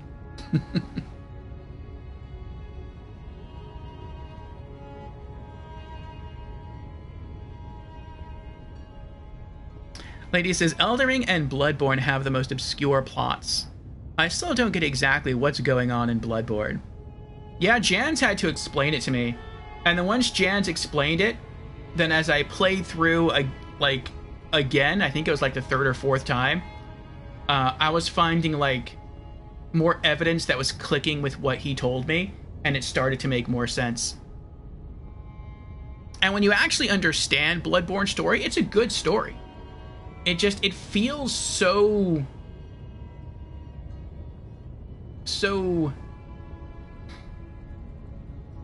obscure, so hidden in the game, that it's hard to piece together. And when you are given bits of story and lore, it seems like it's not only is it fragmented, but it's sparse and it's scattered out. So like you'll read something, be like, oh, this is interesting, and then by the next time you find something else that's interesting, you already forgot the first thing because it's been so long since you encounter the first thing.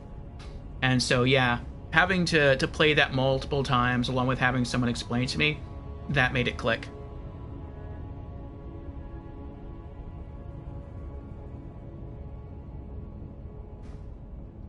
Oh, congrats on killing a furnace golem, Jans. DMD says, I'm doing good. I'm just playing a bit on the PS5. What you playing? Okay.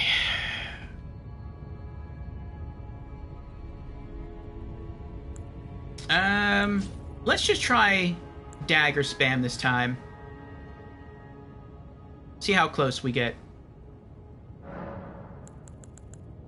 So let's go flasks, and then let's go back to 12 and 2, and then let's go to Wondrous Physique and swap that out for Thorny Cracked, and then let's go to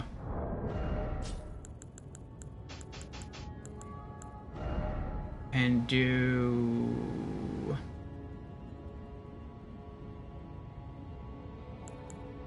Lord of Blood's Exaltation, Rotten Wingsword Insignia, Dragon Crest Great Shield, and Golden Braid. Okay.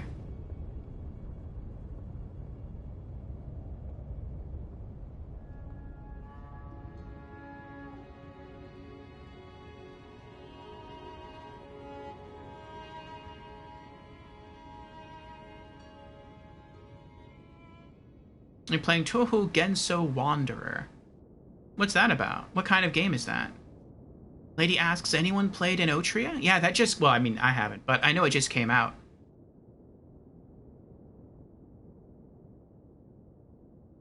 It's hot garbage. You've tried it, lady?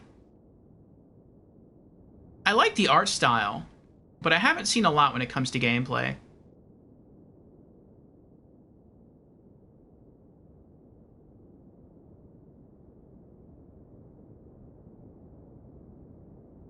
You tried if it went on sale? Same. Oh, and I'm pretty sure we all here have Bloodborne, but for those who don't have Bloodborne, who might be watching this right now, or might be watching the VOD, there's still time. Until October... Let me see what the date is. I put it in the Discord. Here we go. As of October 20th, or September 25th, sorry, that was yesterday, up until October 9th, so you do have a bit of time, PlayStation is having a sale. It's called the Big Games, Big Deals Sale. And Bloodborne is now on sale for $10. So, for anyone who doesn't have Bloodborne and would like to pick it up, $10 is a pretty good deal. You still have to buy the DLC separately, but I mean, for $10 base game, it's not bad at all.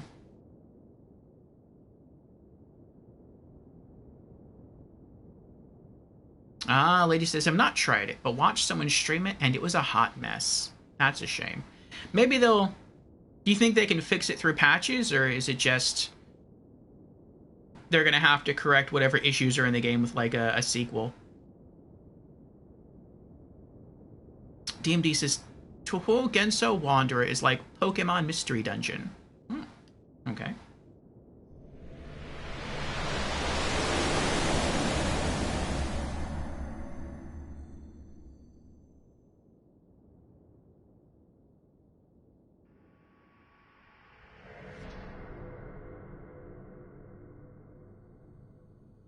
Maybe they can patch it, but it just seems very rushed.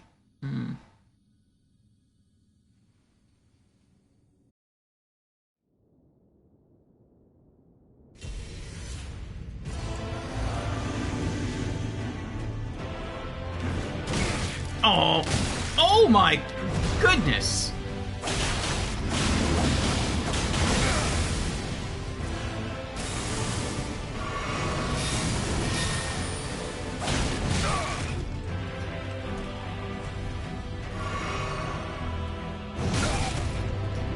Every time he pulls back the hammer, I hit the dodge roll button and I get hit. It's like I'm assuming there's some sort of delay on his hammer hit. And it's like, there isn't.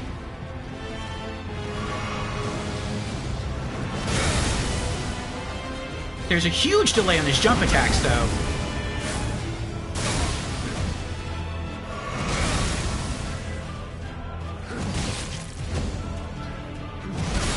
Oh my gosh. Can I heal, please? Thank you.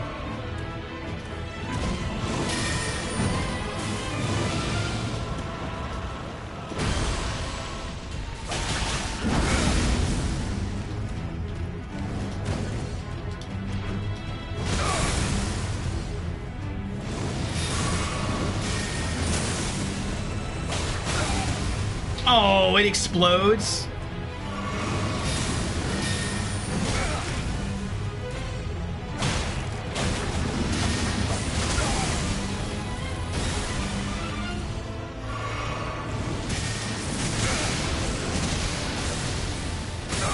Oh my gosh.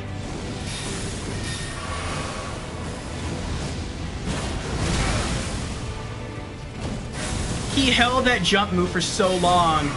I had time to actually hit him with the black knife technique while he was still in the air.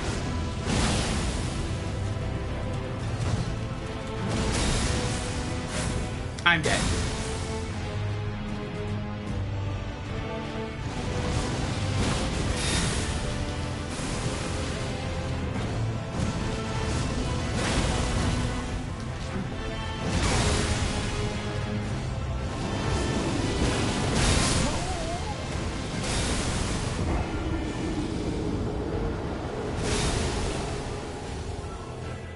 I got closer that time, but he feels too hard for me to run up and cheese him with L1 combos. I feel like I'm gonna have to take my time with him. I'm gonna have to learn him too. I was hoping that this last boss, I was really hoping the last boss fight would be like a super easy boss fight.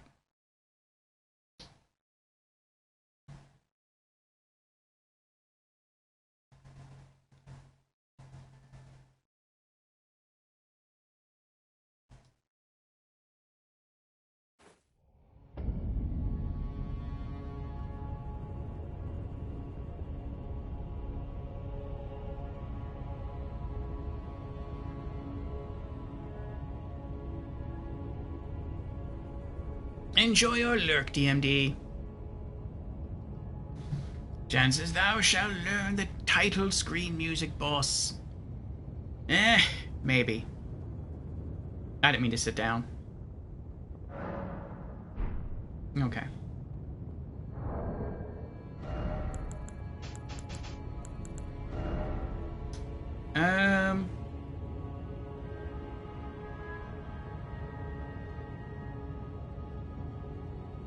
I guess let's go back to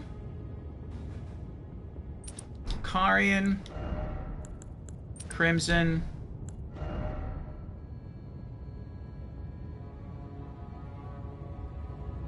How much is this actually reduced? Oh, that's actually quite a lot. Okay. Dragon Crest, Golden Braid.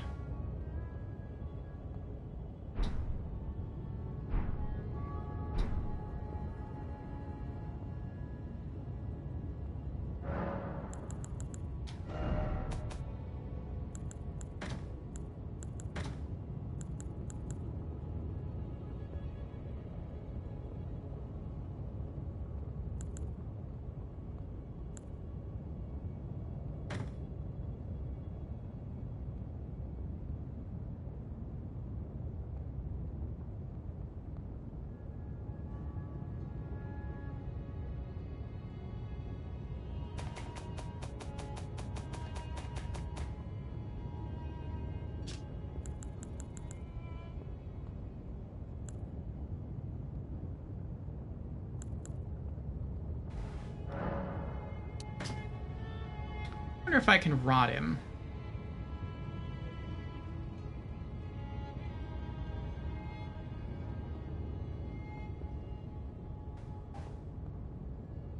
I also wonder if I could just... No, that probably wouldn't work, because he uses a lot of elemental attacks. And that doesn't buff elemental.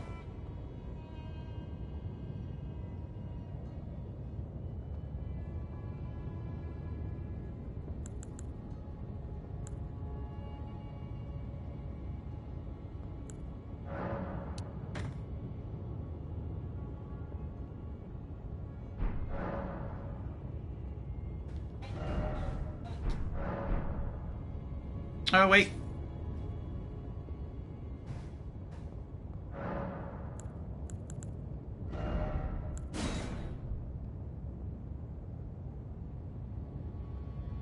It didn't feel like Crimson Whirl Bubble Tear did anything. What are my other options?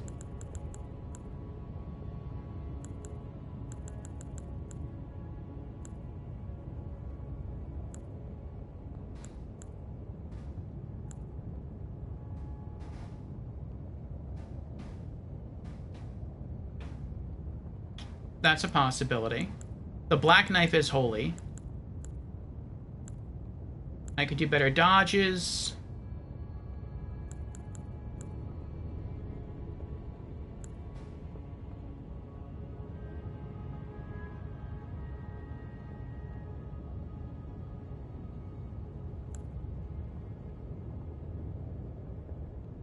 Let's try holy.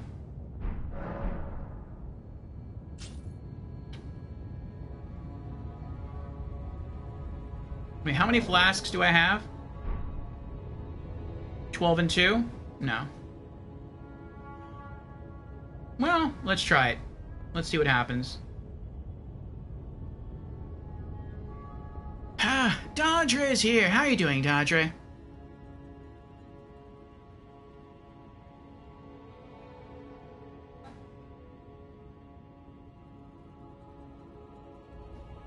Oh, congratulations on beating the game, Dodre.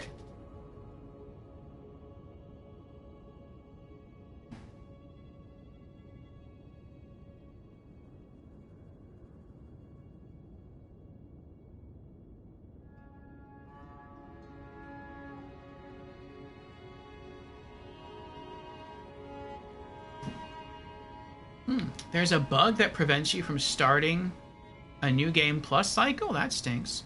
Also, we have an ad starting soon, so I think we're going to wait. Well, actually, yeah, I think we'll wait until the ad's over to launch in.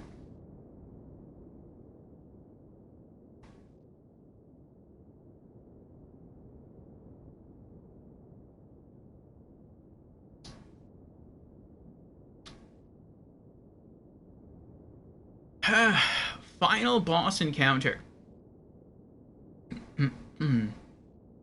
I wonder if we'll beat the... I wonder if we will beat the game today. I mean, we still have about 2 hours to go on our base, game stream of 4 hours in our stream session. But this one seems pretty rough. Like, we're getting kind of close, but to me, this feels like... It kind of feels like Consort Radahn.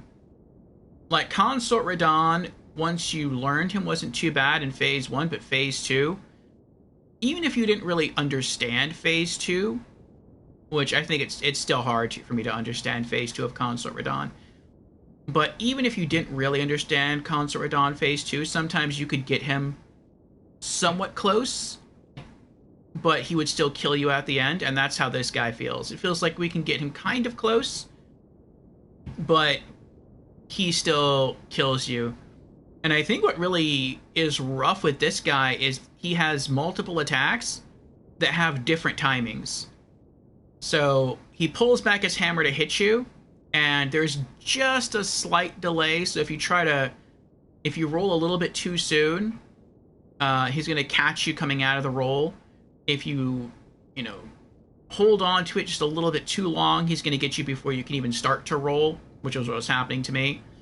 When he throws the thunderbolts, he holds it for a moment, so if you try to dodge roll as soon as he jumps in the air, you're going to get hit with that Thunderbolt coming out of the roll. Then he has a move that looks like it's the Madness move where he shoots beams out of his eyes, but I think he's actually shooting it out of his hand or out of his arm. And that happens instantly. And then he has his other hammer swings where there's lag. And so it's like he has each of these different moves that you would have to recognize, and each move has a different timing to it. And so that's kind of aggravating. It's a game of timing. And that to me feels different from any other boss I fought in Elden Ring. In Elden Ring, some of the bosses held their moves a little bit, some were instant attacks. But it literally feels like this guy has very different moves, and each of those very different moves has a very different timing.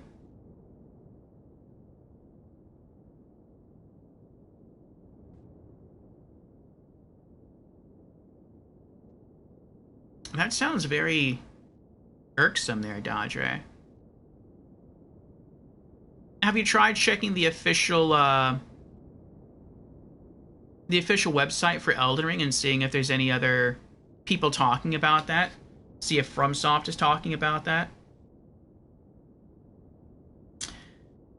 Okay, what do I have in here again? Okay, so we'll drink that as soon as we get through the fog.